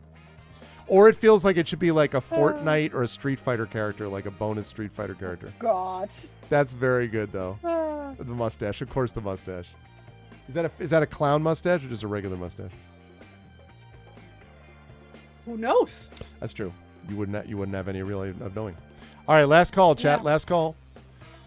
No one's ever seen him without it. It's true. I'm also going to write. Thank you, Dragon Spear. Dragon Spear with the resub for 108 total months. which means that we are looking at 8 years. No, wait, 9 years. It's 9 today. 9 years of support. Thank you, Dragon Spear. Wow. 9 full years, almost double digits of sub support. That is hard to believe. Thank you, Dragon. Thank you very much. I appreciate it.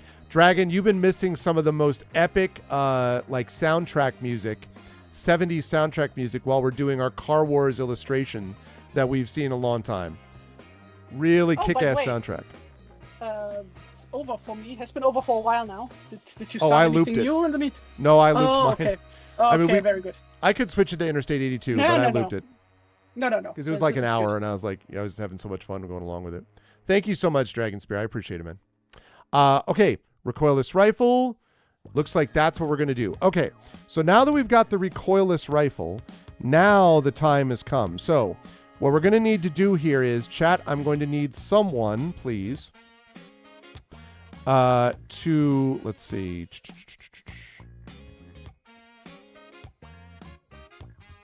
I'm giving the text for right. Okay, so what I'm going to need to do is I'm going to need to have someone in chat, excuse me, be willing to roll 2 dice and then to add to the result. And you're going to be adding 2. And also,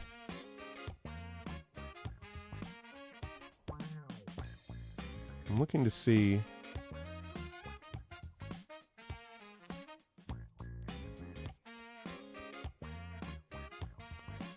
I'm going to make an executive decision and reduce that defense class. I only recognize 80s and above. Yeah, well, I was thinking about Interstate 82, but... So I need someone who's willing to roll dice, chat, for combat. Who is willing to roll dice for combat?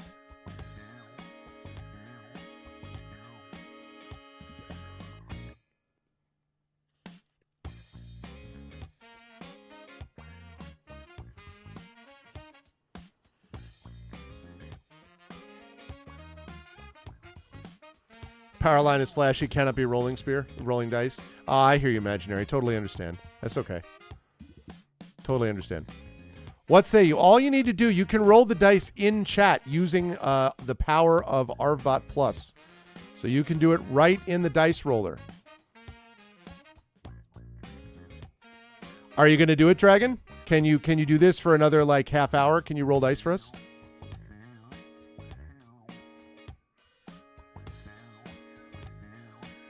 No, I know, Imaginary. I'm glad that you're with us as much as you can be. Trust me, I get it. As you know, I've talked about it many times. I totally understand. So what do you think, Dragon? You going to get some dice rolling here?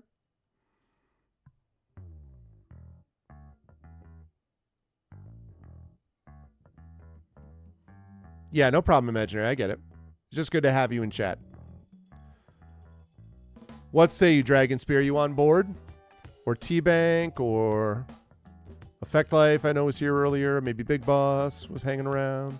I know Leonardo was checking us out. Who would like to roll some dice? Because we do need someone to do it. And fear not, no one will blame you if the dice are not kind.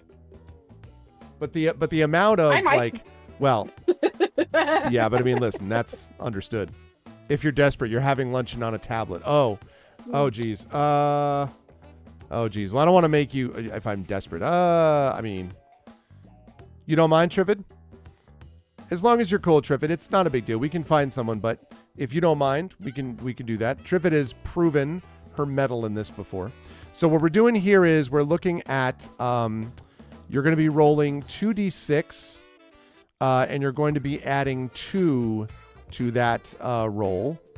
And I have reduced the difficulty class, the defense class, because the defense class they were giving is ridiculous. So I have reduced it here to, let's say, 12. I think that's reasonable. So, yes. Oh, no problem, Effect Life. So, yes, so 2d6 plus 2, if you would, Triffid. And we get 3 shots on this guy. We're going to use all of them with a recoilless rifle.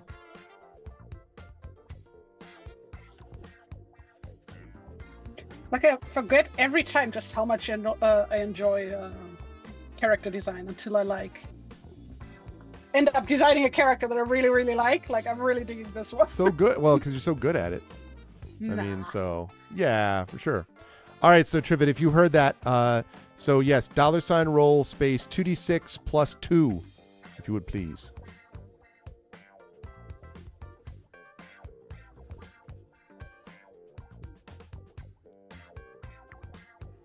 Two plus 2 plus 2, 6. That's okay. That's one shot missed. So we're down to 19 rounds, but we get to fire 3 free ones, so you can do that twice more before he fires back.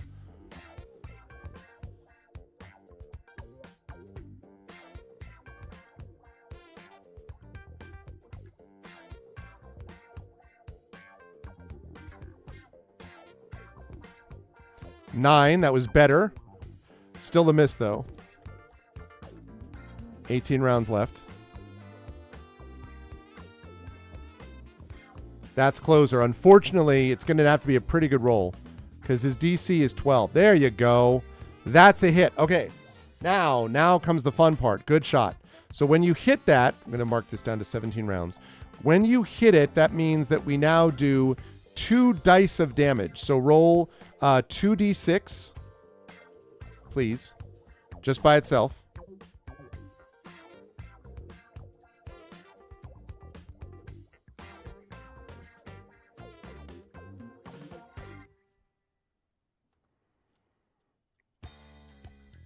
Seven. And I have good news for you. So 2 things. First of all, they take... So first of all, that is 7 points of damage to the guy. But there's also better news because, first of all, we're going to drop that down. So he's down to 29. Okay. Now, the other thing is because of that 1, we get special damage. So now you roll 2 dice again to see what special damage was done either to the car or the driver. So go ahead and roll 2d6 again, please, Triffid. And we're going to see what damage was taken.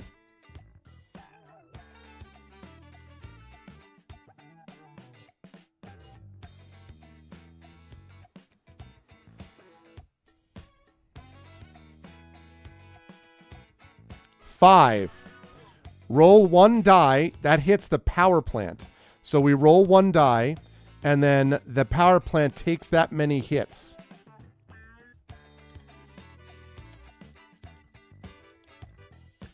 And it started with 10 hits. So if you can roll just 1 6-sided die. I wish you could stack it where you like roll 1 dice, roll 1 dice, roll 1 dice. 5 damage. Nice. So it's got 5 hits left. I am so tempted, because you rolled a 1 again on that, I am so tempted to have you do special damage again, because I feel like that stack thing is very useful. The same thing is going to come back to us, because it does say, quote, anytime a die comes up 1 on a damage roll. I mean, I would say roll it again. Roll it again. We're going to do the power plant damage plus more damage. And there's even more good news beyond this, but I'll tell you about that in a minute. So roll 1 more time, please, Triffid, on just a 6-sided. Or, no, I'm sorry, 2-sided. I beg your pardon, 2 6-sided, sorry. 2 6-sided again. Sorry. Roll 1 more 6-sided for me, please, to add to that. Sorry, my bad. That was my fault. Now, if you roll a 1, I'd say it stacks again, but we'll see if you do roll a 1 the second time.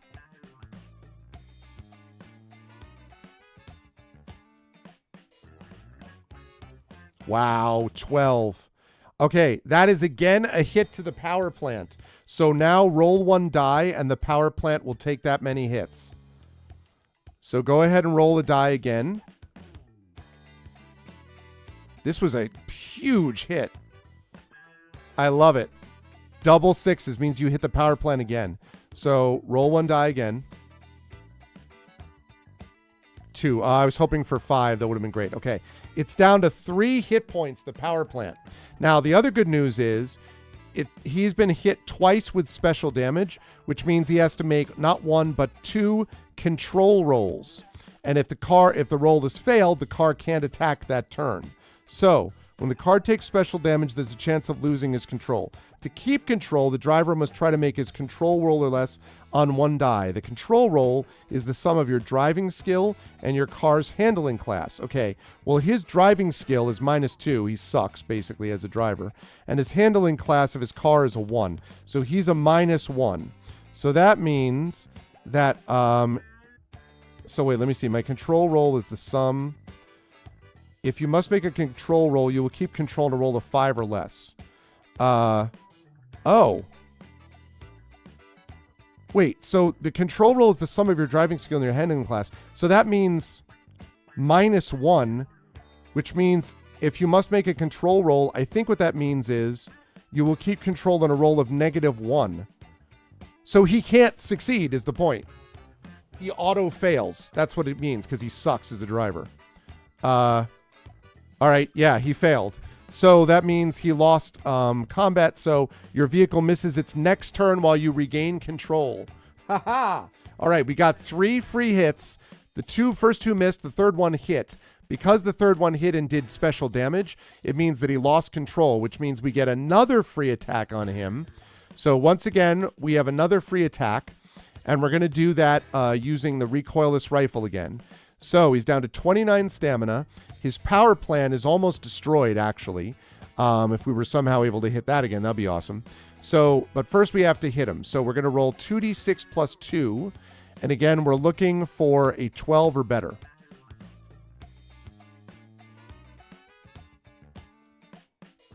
Which is not easy, but...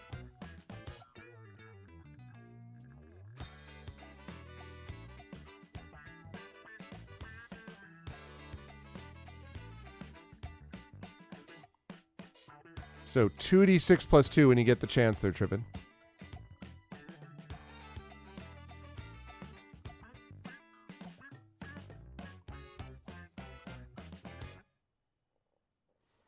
Ah, 7. Okay.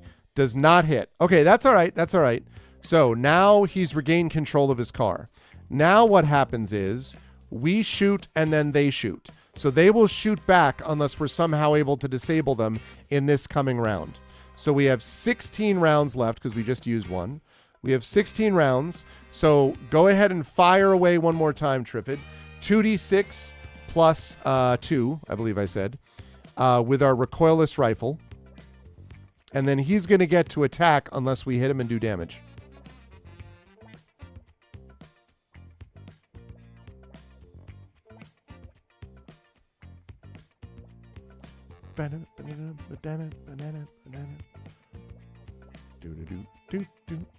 Ah, so close.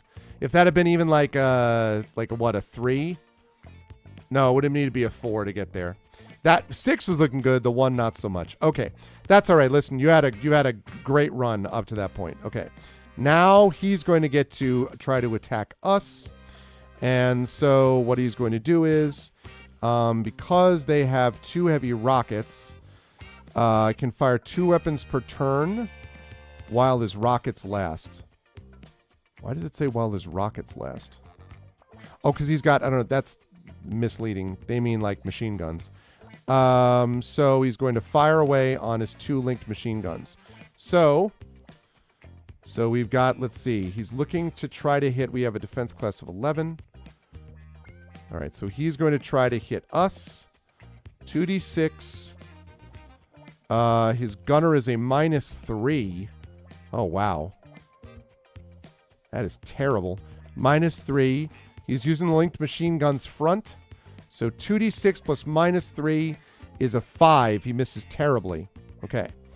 All right, that's what I like to see. This guy's gunner sucks. His defense class is strong. Yeah, well, it's because there's such terrible drivers and gunners. Like, his gunner is a -2. Sorry, a -3. So gunner -3 is dreadful. All right.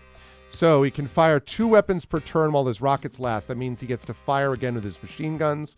Once again, he gets a 5 because he got 8 -3 is, yeah, -3. So that's 5.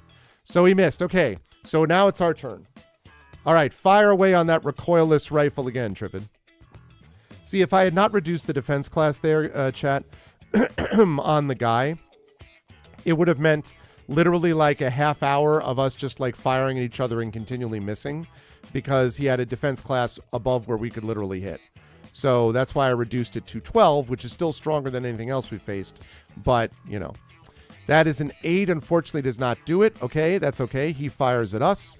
He rolls a 1. That's horrific. He probably hits himself in the face with his own bullet. All right, we're down to 15 rounds. Go ahead and fire away again.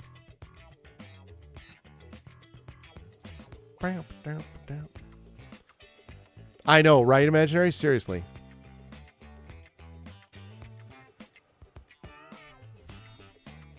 Oh, no, a 6. That's right. He gets a 2. He's just like, oh, wait, I forgot that I have to fire twice with that. Okay. Fortunately, I missed terribly. Yeah, this is going to be interesting. All right, so we're down to 14 rounds. Yeah, it doesn't matter. That's all right. Keep it up. We'll get there. This guy's such a bad shot that as long, you know, he could still hit us with a lucky shot, but it'll be hard.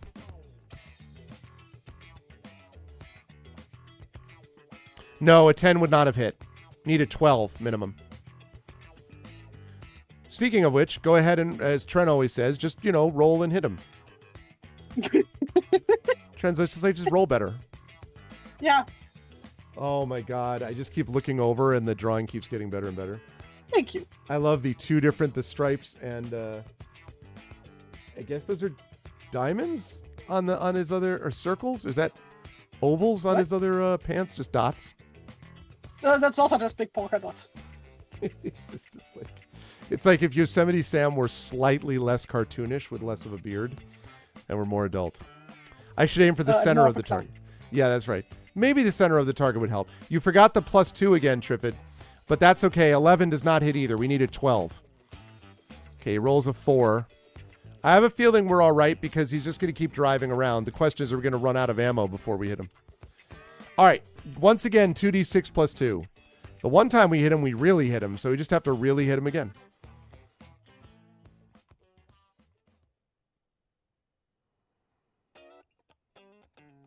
This might be one of my favorite guys ever. He is pretty cool. Yeah, yeah. Hey, the hit. Nice. That is a hit. Okay, so now we roll the damage. Now, 2 dice. Good shot, Triffid. 2d6, right? You're going to roll 2d6. And you're going to roll 2d6, and that's it. Just flat 2d6. And see how much damage we do to this guy. And if one of those dice is a 1, then we do special damage. And it is a 1. This is what happened last time. All right. So he's down to 22. And now we start stacking. So we roll 2 dice on the special damage table. So again, 2 6-sided, please. I would not be mind if you were to hit his power plant again. That would be just fine with me.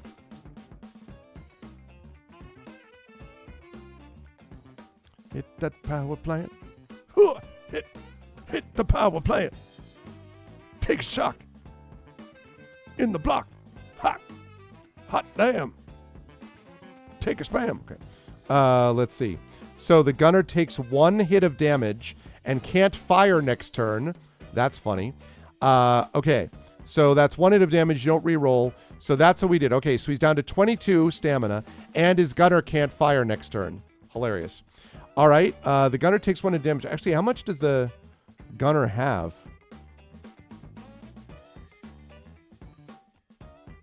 Doesn't say how much he can actually do. All right. We hit the gunner. You got a 1. You got a 1. Well, but the thing is, though, the 1 is... Did I say that before in the power plant? Oh, I did, didn't I? Yeah, on a Well, no. Because it's got to be on the damage roll, right? Like, it was on the damage roll when you hit before. You did the special damage, and then you hit the power, and then on the damage roll itself, you got a 1. This is just rolling on the chart. So this does not stack, I would argue. This only stacks if we're talking about you rolling that on actual dice for damage. So, yeah, exactly. The gunner didn't get 1. But still, the gunner was hit, and we also did damage. So, all right. So, Triffid, back up to you. We have 12 rounds left. Let's keep firing at that recoilless rifle. We got a free shot in this time because the gunner's like, my shoulder. Or, my hat. Or, my Duran Duran shirt. Something like that. That is unfortunately a miss. He rolls a 5. I think it's going to be very hard for this guy to hit us.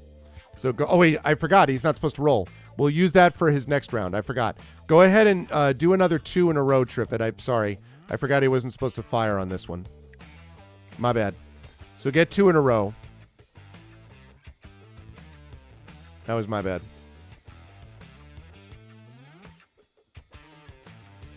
2d6, that's supposed to be +2, so that'd be a 9, but that's still a miss. And then 10 + 2, that, however, is a hit.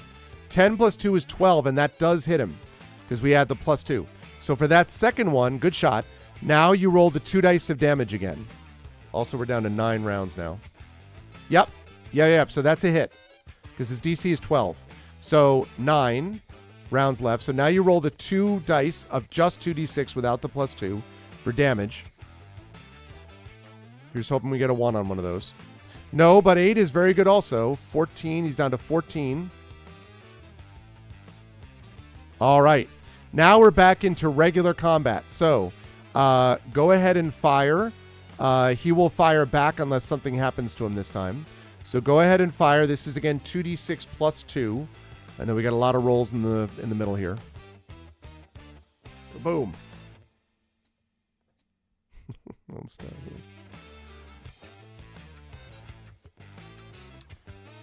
That is, so close and yet so far. Unfortunately, that does not hit. He will roll and get a 5. That's a clear miss. He will roll again because he has linked machine guns. That is also a miss.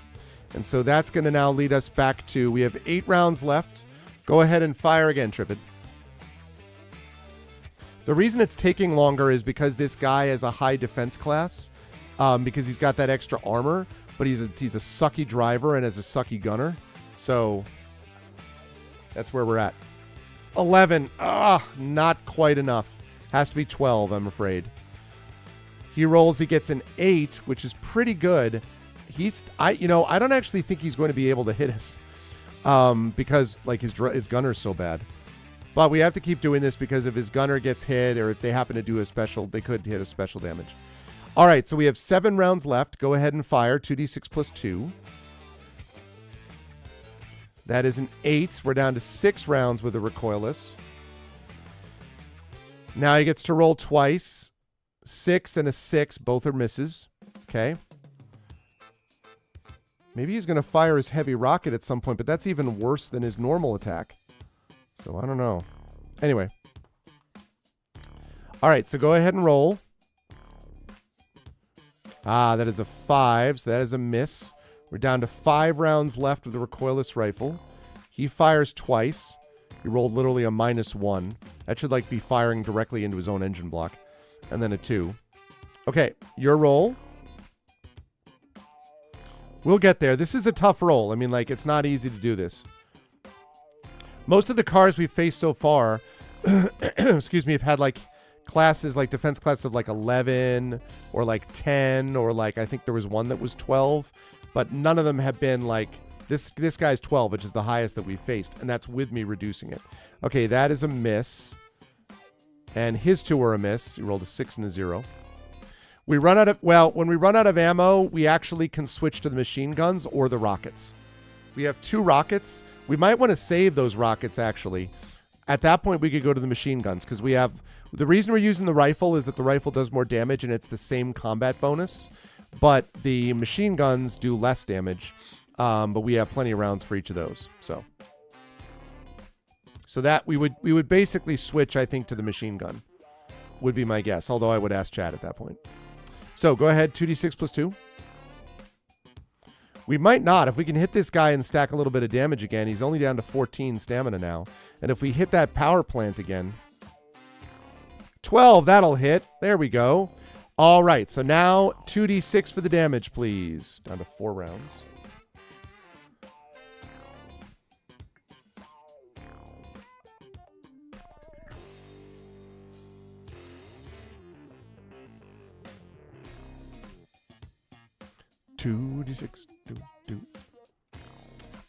Okay, 3. But you know what that one means. That means we get to do 2d6 and roll on the special damage chart. All right, I'm really hoping for a 5 or a 12 here. Because either one of those hits the power plant. Yeah, I know, right?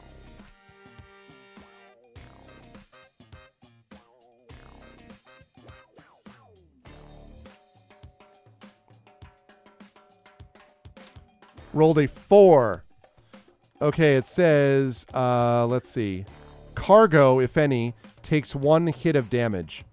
Man, 1 hit of damage. I don't think there is any cargo on this.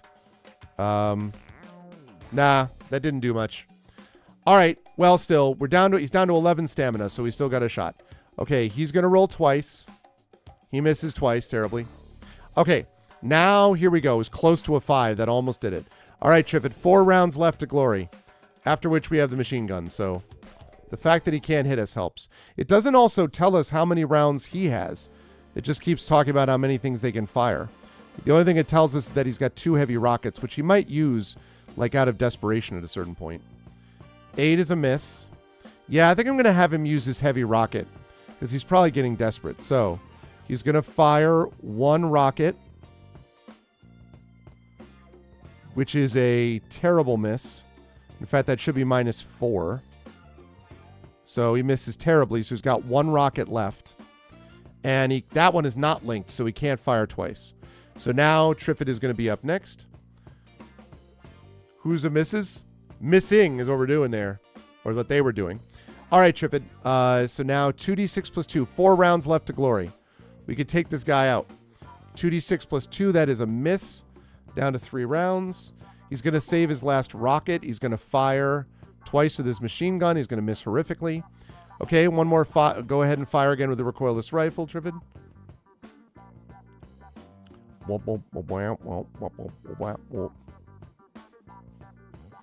Another 7. Unfortunately, that does not hit. He is going to fire again. Again, 8. Still not the best roll he could have made. He's not really going to be able to hit us, really, so this is just a matter of attrition, basically. A 9. Oh, man, so close, but not quite. Okay. 1 round left. He rolls twice. He misses. All right, final round from the recoilless rifle.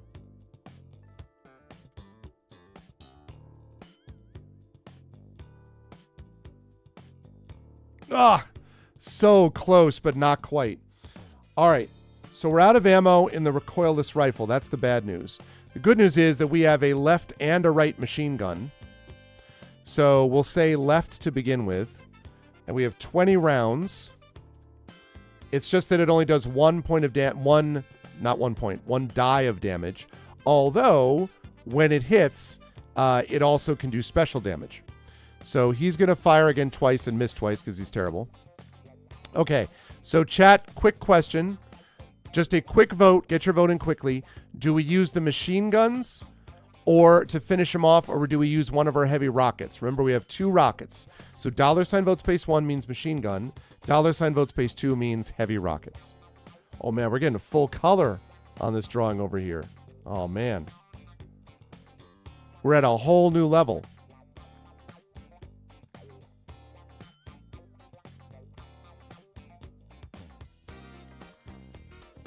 It's all Triffitt's fault. Triffitt has hit a couple times, though. She hit that epic initial hit.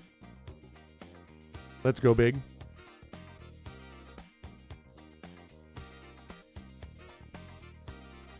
Don't waste a rocket because we're so close. Yeah.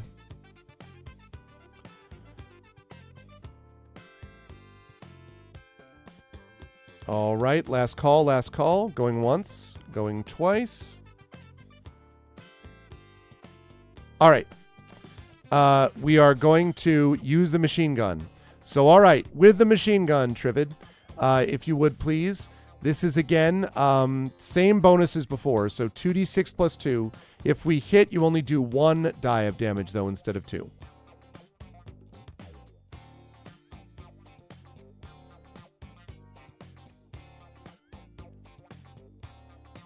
That's an 8. That is, unfortunately, a miss. All right. 2 attacks from him. Miss, miss. Okay, go ahead and roll again. That is a 10. Also a miss, although we're getting closer.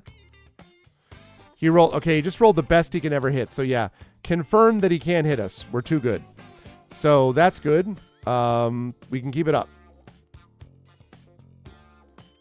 It's just basically a matter of using up our ammo. All right. Because it's not easy to hit this guy because of his armor. Okay, 2-8 is a miss. All right, 2d6 plus 2. Ah, 9. Also, as the Germans say, 9. It's not what you want. 9. Okay, -1, miss. Okay, go ahead, Trivet.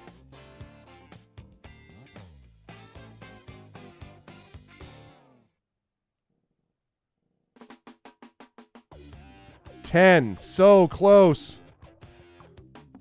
Oh my gosh. 3 and an 8. A miss. Multiple misses. You can do it. No, poor Triffid. You got, I mean, listen, like I said, you did a lot of damage early on. So imagine what this would be like if I hadn't lowered his defense class. It just would have been like a scripted loss at that point, I think. Yeah, when will then be now? So that's a very philosophical point. When will that time be now, this time?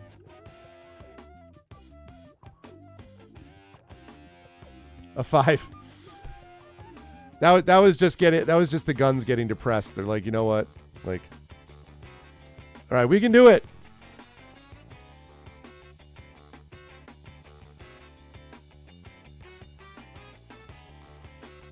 That was a miss and a miss. So now I'm getting depressed. We could get there. He's only down to 11. Ah, we'll get there. Exhilarating, Nari says. This is deeply compelling gameplay, okay? Listen, the problem is that he's a lousy driver and a lousy gunner, but he's got this tank that he's driving, basically. And so it's hard to hit him. That's all. If this is the dystopian future is not a world where cars excitedly destroy other cars and life is short and, you know, you die young. The dystopian future is a series of really boring car combats. That's the dystopian future. All right, 2d6 plus 2. You can do it, Trivid. Sounds like a kind of monkey paw wish type situation. Hey, yep. I want like an apocalyptic future with car fights and it's like, And they're like, all right. Yeah, exactly. Pea shooter versus pea shooter. Oh, no. 10 rounds left. Oh, man. Okay, miss and miss. I like the idea that he's just like, pew, pew, pew, pew, pew. He's like hitting like the water tower 40 miles to our right and like hitting birds out of the sky and like hitting snakes on the ground, but totally missing us every time. We can do it. It's not combat. It's a gas station queue. 9. Oh, man. We can do this. I swear to God, we can do it. He's only got 11 left. The power plant's got 3 hits.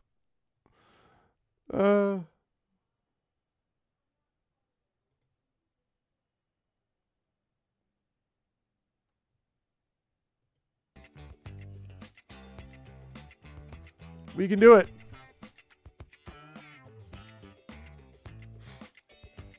Eight is not going to do it. He's down to 8 rounds.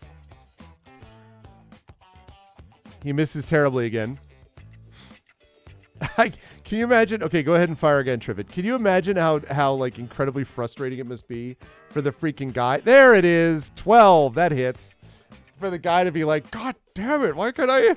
Like we're just too good. Okay, now this time you're rolling 1 die of damage. I'm just a guy. Say again. Trying to shoot at us. I'm just a guy trying to shoot at us. You are? Because of because you know how terrible my dice karma is. Yes, that's true. Well, that's what Sod claimed for that also his dice karma for the Infinity Beyond crew is terrible. That's what he said. So I think a lot of people complain about the karma. Okay. Now, interesting. Does only 1 point of damage. However, that does get us a roll on the special damage chart. So go ahead and roll 2 dice. He's down to 10 stamina. Roll 2 dice. Come on, 5 or 12. Come on, 5 or 12. 8. Okay, let's see. If the target weapon has more than 1 weapon or gadget, let's see. All right, let's see. So, okay. Can you roll, please, for me a 1d4? Actually, yeah, can you roll a 1d4, please? Please, Trivid? Okay. So, that is a 2, which means his second machine gun has been hit and has taken... It says 1 hit of damage. That's annoying. So that means that it's down to 2 hits of damage on the machine gun. And then it'll be even less effective than he was before. All right. It's all right. We'll keep it up. We'll do this. We're going to do this. He's going to fire twice and miss.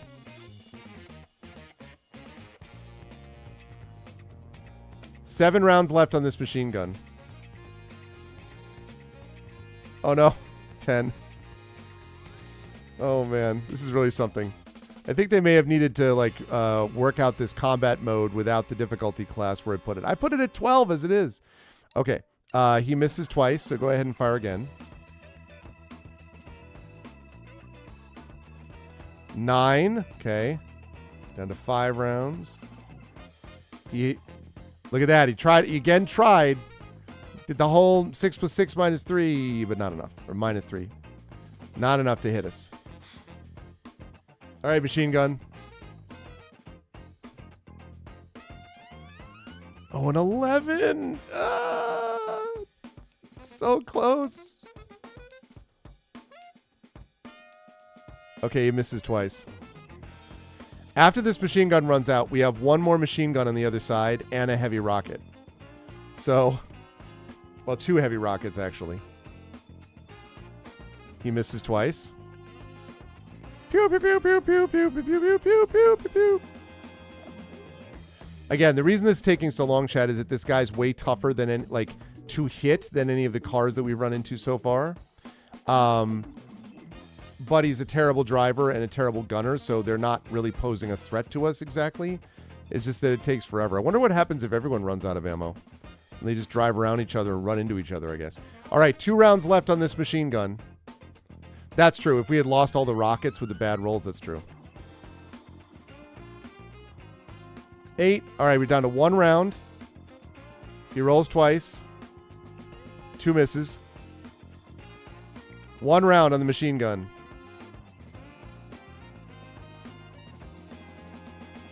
Oh my goodness. All right, so that machine gun is used up. No ammo left, just slap the enemy. We may be headed in that direction.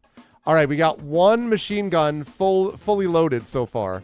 Even if we get through this guy, like the next person will be like a person on a tricycle and he'll take us out because we don't have any.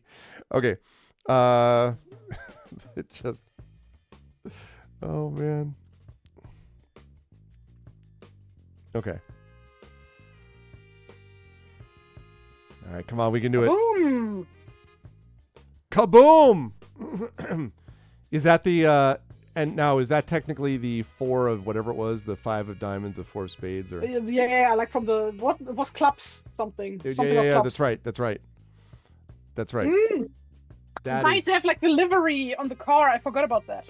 That's right. You got to put the car, like the card on there. Yes. Terrific. Go ahead and roll. You're gonna need to visit the shop again after this. Yeah. Well, the thing is, we haven't taken any damage. It's just that we're running out of ammo. Okay. 18 rounds. Okay, that's a miss. Go ahead and fire again, Triffid. We're at 18 rounds right now. We're going down to 17. Come on, we can do this. Okay, that's a miss. Roll. He misses twice. We can do this. Come on. Fire. Yeah, there's a hit. All right, let's go. 1 die of damage. All right, Trivid. Make it a good one. High roll. 1d6. 5. All right, there you go. That's half down. Yeah, he's down to 5 stamina. 5 stamina now. Like, there's like nothing left of that. It's almost destroyed completely.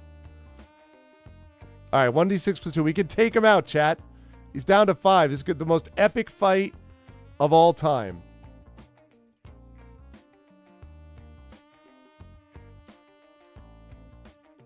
Four. No. This is no. You're rolling 2d6 + 2 for this. I was like, wait a minute. 4. There we go. All right, down to 15. 15 rounds. Just have to hit him one more time. Just have to hit him one more time. And then we'll do what the picture shows. That's what we have to do. We can do it. 2d6 plus 2. Hot pursuit. See, I channeled Lone Star Louie and he hit. And she hit. Nice work. Well done, Trivet. Okay, so now one die. 5, 5, 5, 5, 5, 5, 5. Let's go. Come on. 5, 5, 5, 5, 5, 5, 5, 5, 5, 5. 1. Okay, it's 1, but that does mean we get to do the special damage chart. So 2d6. 2d6, 2d6. Make it a 5 or a 12. Make it a 5 or a 12. Make it a 5 or a 12. It's a 7. Joints and armor. Reduces target's defense class by 1. Okay, that's not actually terrible. So its defense class now is 11. So it'll be easier to hit, and it has only 4 points of damage left.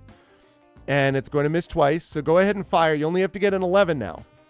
Only have to get an 11. That was not an 11, to be clear. He's going to roll twice, 0 and 1. Just need 11. 11 or better. 13, yeah, let's go. Okay, now we just need to roll 1d6. 4, 4, 4, 4, 4. 4, 5, 6, 4, 5, 6, 4, 5, 6, 4, 5, 6. 4, 5, 6, 4, 5. We got another 1. It's another special damage roll.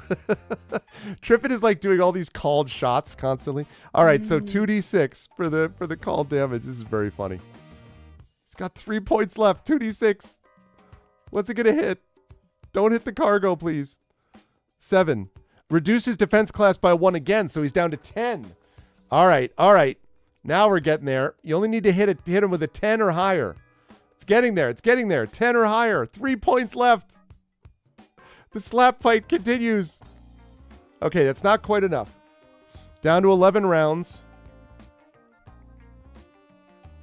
Okay. 11 rounds. That's a 4. That's definitely not going to hit. 10 rounds. We can do this. 4 and 1. Okay. 10 rounds. You can do it. No, not a 5.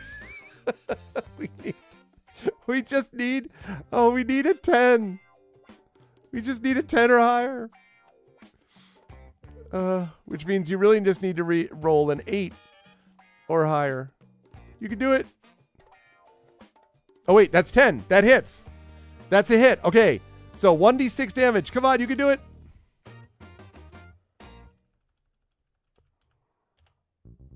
One d6. Yay! 6 points of damage. Kabloom! Kabam! With 8 rounds in our final machine gun. We destroy it. 5 of diamonds is out of it. Kablam! Oh my god. That was the most bizarre. Oh man. Okay. So now the question, chat, as we're closing in. This is our final decision of the day here. And then we're going to go and look at these awesome drawings. You could just see what we did, chat. If you look over, you can see what was just done. So, chat, 5 of diamonds is out of it. We better not run into any gangs of 6-year-olds. I know. Another ARF is coming towards you firing a laser. All right, chat. So now the question is... Here's the question, chat. Do you want to... Sorry. The question is, chat... Do you want to fight this car, this next car coming towards you, or do you want to get out of the way and let someone else take it on? So $ vote space 1 means you're going to fight this other car, which we're not going to do today, or get out of the way. $ vote space 1, you're firing it against this other car. $ vote space 2, get out of the way.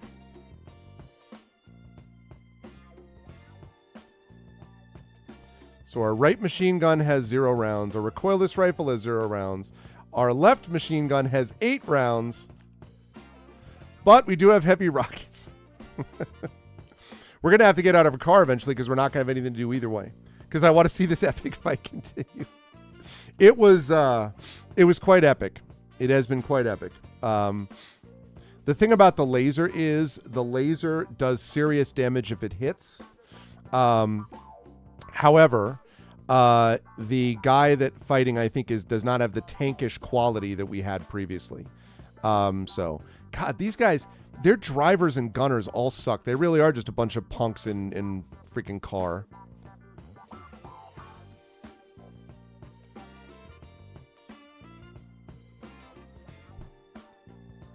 Oh, no. We're not going to. We're not going to, Triffid.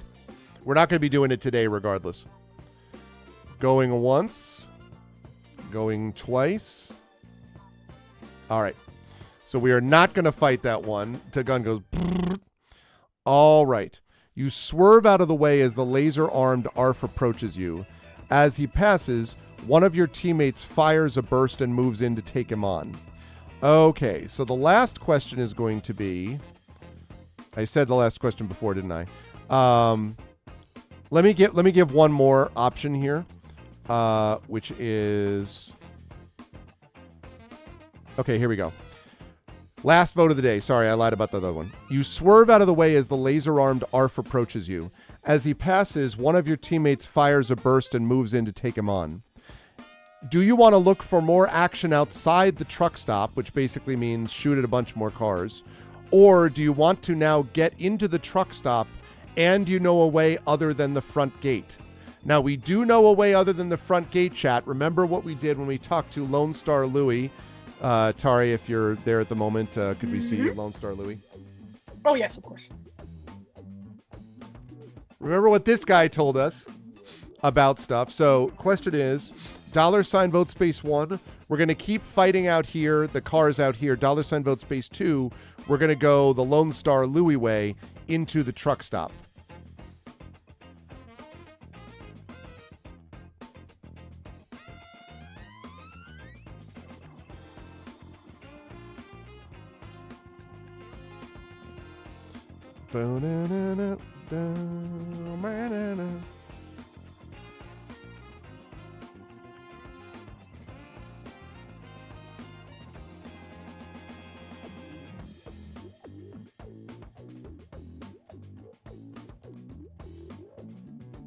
You know, this character really gives like the whole vibe of like, oh, he's like the silly guy, no one takes him seriously, you know, and he always like pretends to be a dumb guy, you know, but like in reality he's like the smartest and strongest guy around. Yes. And he can like kill you with his pinky. Right, he's like an epic, he's like, I can't believe it. Roar. He just destroys you. Or he's like basically a Metal Gear Solid boss. Right, where like he does random stuff but does tons of damage. Like whoever the Fat Man, right? The dude who skates around on skates but also can like obliterate. Fat Man, you. that's his name. Fat Man, yeah. So okay, this has been a lot of fun, Gregory. That last fight was something. All right, chat. We need someone to break. And it's good to see you, Gregory. We need to break this tie and then we're gonna wrap up. So again. Are we last chance here? Are we going to continue to look for action outside the truck stop? I would warn everybody that our car does not have a lot of ammo left, so there's that. Or are we going to use the secret route told to us by Lone Star Louie? $vote space 1 means we're going to go keep looking for outside car combat. $vote space 2 is we're going to use the secret way given to us by Lone Star Louie. And Lone Star Louie you can trust because just look at that picture. Yes. It really is Prince of Persia and an adult Yosemite Sam had a baby. Well, it's been I would call your dice rolling variably effective, Triffid. That's what I would say. Last call, going once, going twice. All right. The winner is we're going to give it a run, and I'm going to read you what it says, chat, and then this is where we'll start next time. Readying your submachine gun, you drop to the side of the road. You watch quietly for a minute, but apparently you run observed. At any rate, nobody is shooting at you. Soon you find the culvert that Louis told you about. Just as he said, there's a grate over it. You grab the grate with both hands, twist to the right as hard as you can, and it turns.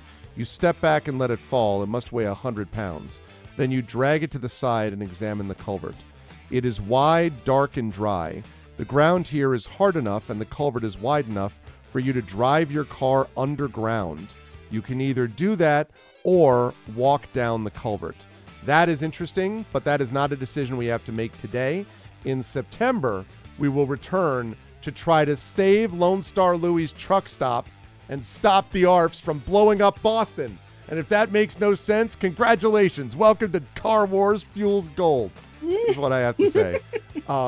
This is tons of fun because I was having fun watching all of these dice roll go through in this battle. At the same time, I'm listening to Interstate 76 music, and best of all, looking over to see more epic drawings all the time.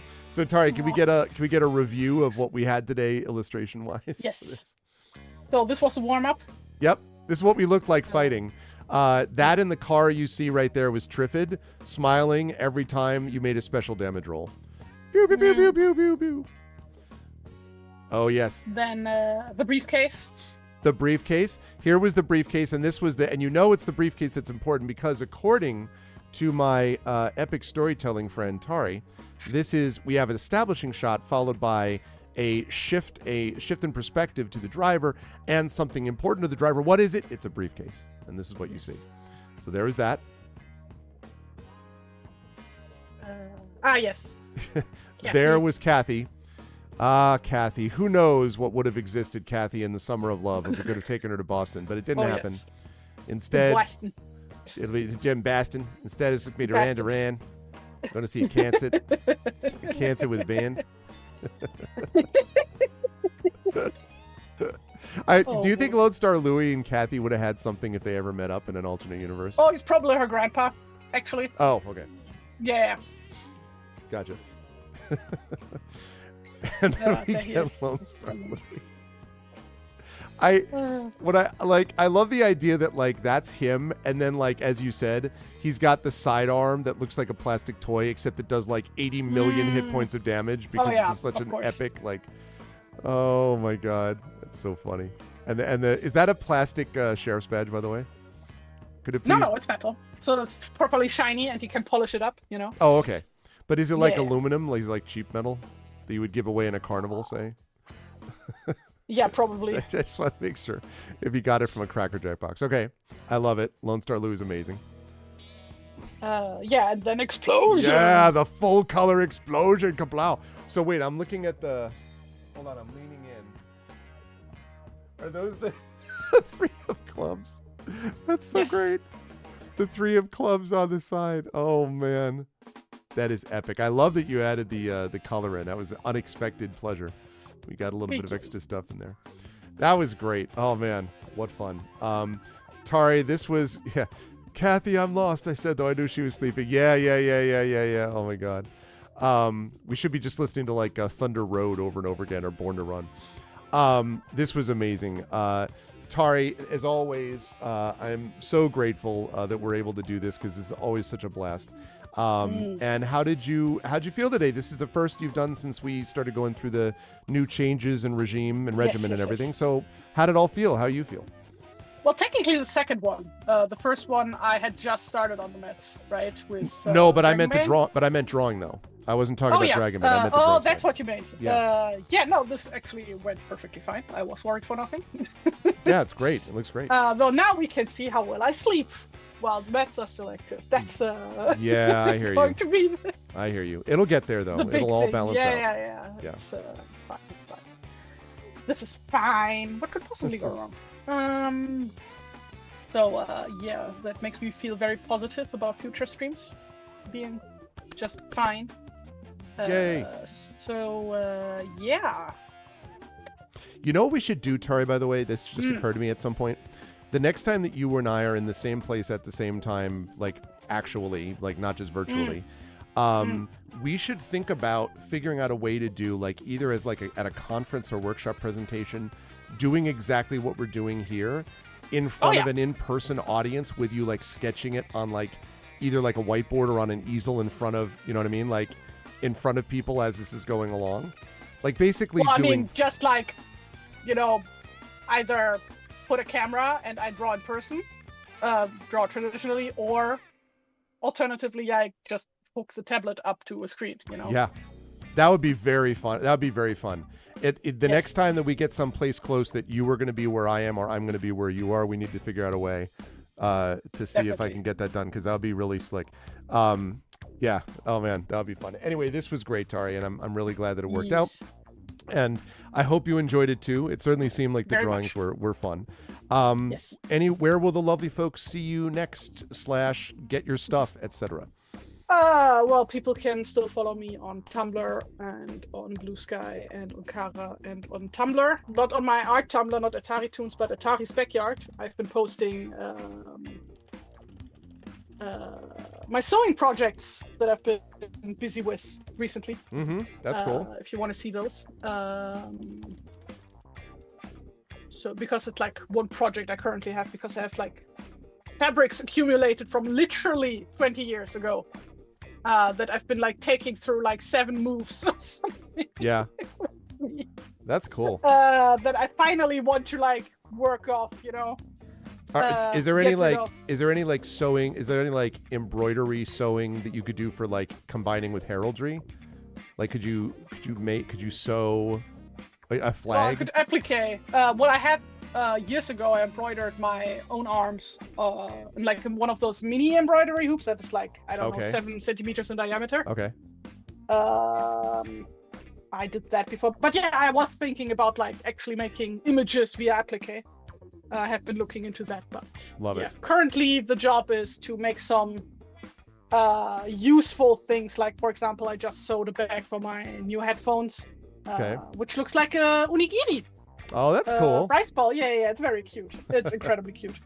And stuff like that, you know, that I can get practical use out of, which is mostly going to be bags. Like, next on my list is going to be a little, like basically a wallet type thing, specifically to keep my meds in, because like these, well, like over here we have blister packages instead of like these little orange tubes that you guys have. Yep. And I find it very difficult, like, to have like just a pouch that has like all my different meds loosely in there, because I'm always like, look, is this it? No. This is it? No. Yep.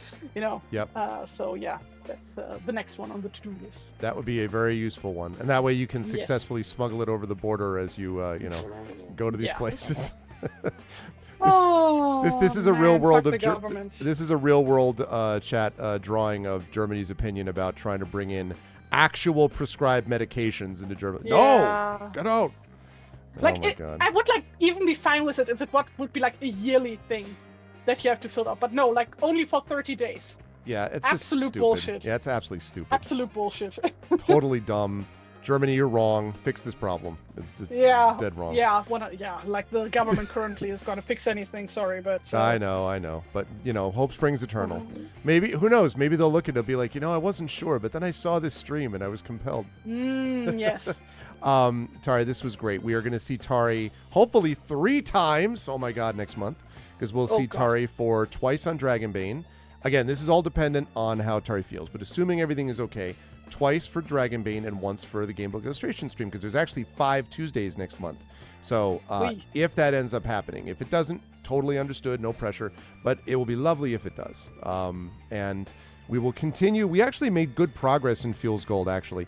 Unlike the book that we played a couple of times ago, I don't remember which one it was, where it felt like we were just like taking forever because it just is a long book. This one feels like we're zipping through it pretty quickly. So, so that's might good. be because we have a car this time, and I don't. That's it. As long as we don't get into a gunfight, then it's all fine. But Tari, such good stuff tonight. Chat, can we get some love for the amazing TariToons and her illustrations? Great work as always, Tari. Thank you, and I will see you back here next month. Yes. Thanks for having me. Bye. Good night. Bye. Good night.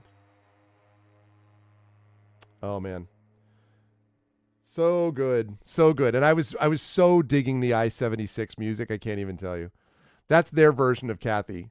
See, that's that version of Kathy, and then she did the actual good version of Kathy. Amazing. Yeah, I really love doing this so much. It's always cool to hang out with Tari, but it's just having the joy of doing something like this. It really was funny watching the fight. Like, it literally was like, It was just really funny. But we did defeat 5 of diamonds fair and square. The only thing I did was I reduced the defense class, because otherwise the game, there would have been no reason to have the fight, because then no one would have been able to hit anyone. Their skill is so bad they were never going to hit us. Our skill, if it had been what it started with, which was a 15 was their defense class, even if we got a 12 plus 12 plus 3. So no, not even because it's 2. So it would have been 12 plus 1 is our gunnery skill. If we had used, we don't have anyone that was +1. I guess we have the +1 for targeting, +1 of gunnery, so 2. So if we had gotten 12 + 2, we still would have missed. So it would have been just guns, like cars firing at each other with 0 impact at all. I was like, no thanks. So instead, we didn't do that. We're in the culvert. We got the second save point. Very cool. I really, really enjoyed this a lot. And it was a good way, chat, for me to have my final stream, before Worldcon 2026. Because tomorrow I am flying out to LA, specifically Anaheim, for Worldcon, which I'm very excited about. Hang on a second. Which I'm very excited about. It's going to be a good time. I'm going to be doing that, and I'm very excited about it because this is, I'm going to close that. Yes, good. Okay. I'm very excited about it because I have got 3 panels and a D&D event and a reading. So I will say that I have got 3 events happening. First one is going to be 2 days from now on Thursday. I am moderating a panel on the impact of Tolkien and Le Guin on fantasy. No big deal. I mean, like, you know, what did they ever do for fantasy? So there's that. And then on Friday, I have got a panel on populating fantasy worlds. I'm not moderating it. I'm just on that panel. And then I'm doing the big D&D event happening Friday night. Very excited for that. Then Saturday, I have a virtual reading, and that's all I'm doing on that Saturday. And then on Sunday, which I think it's like 20 minutes, very short. And then on Sunday, I have got another panel, which is I will be on a panel about collaborative storytelling at the table. So basically tabletop storytelling stuff, which I'm excited. So I think that's great. I'm very pumped up for that. Little Arv, my daughter, will be with me, and that'll be a good sort of end of summer thing. We're going to be doing that. We're going to be coming back on Monday.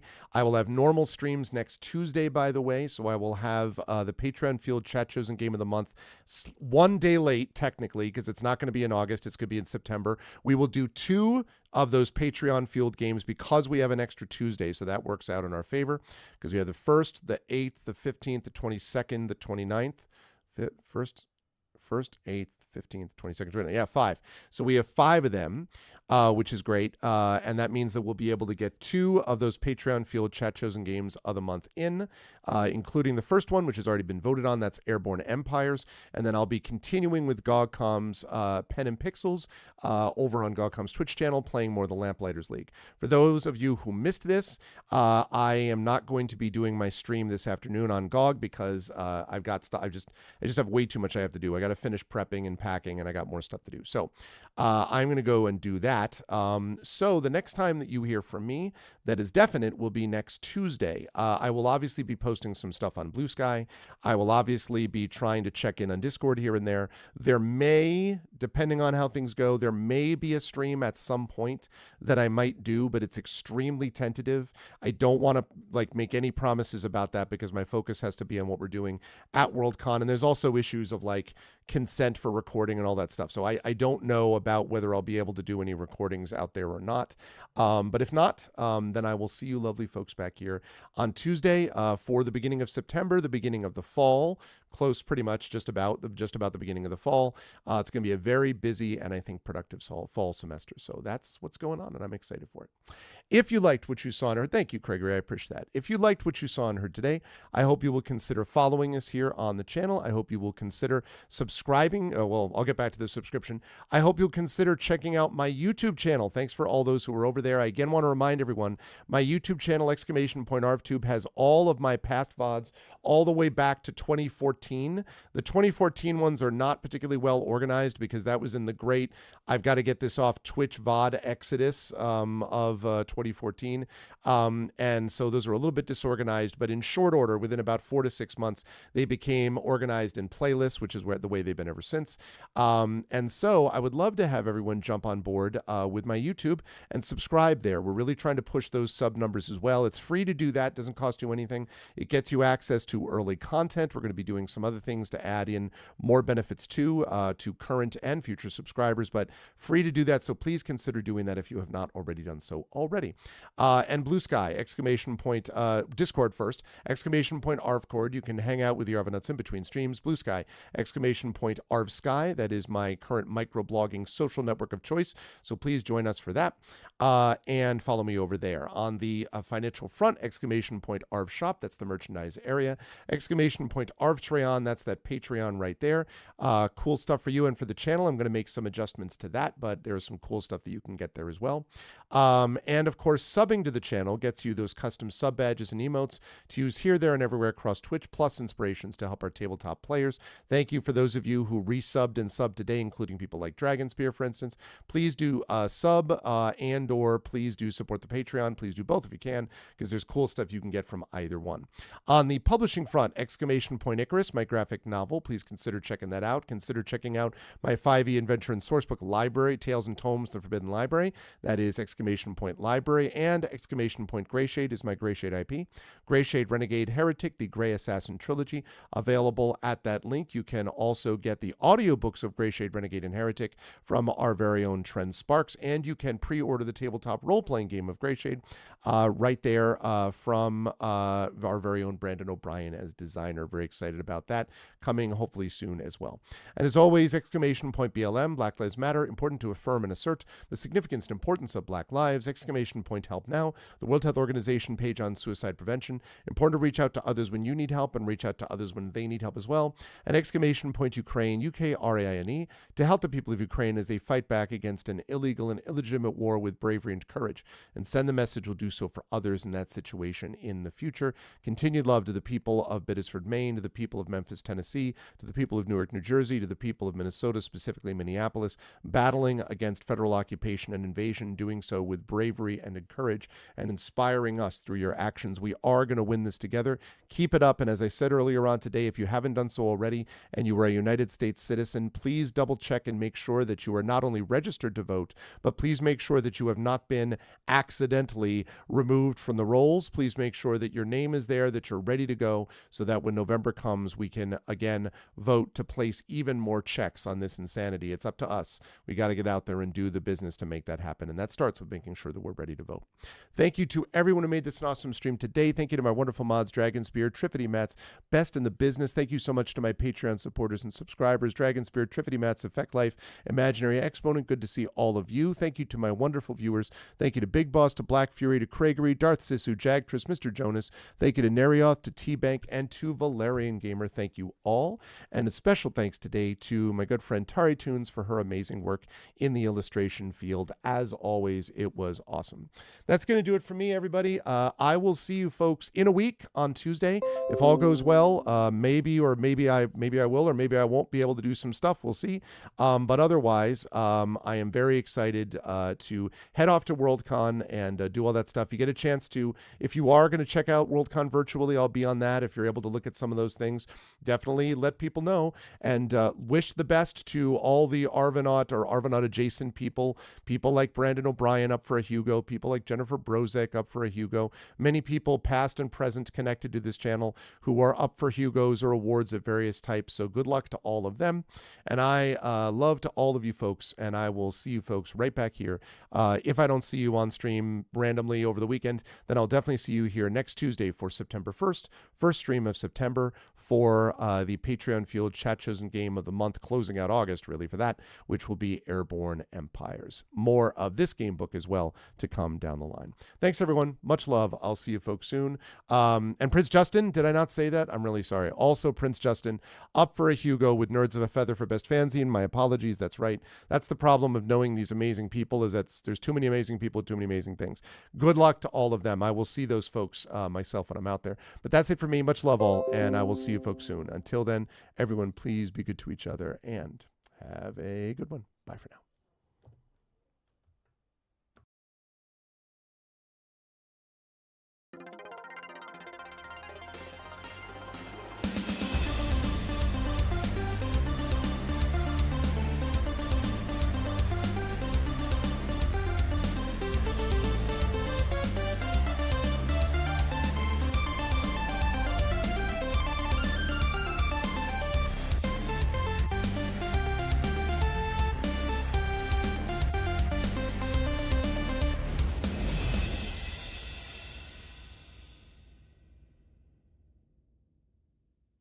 gamebook.com.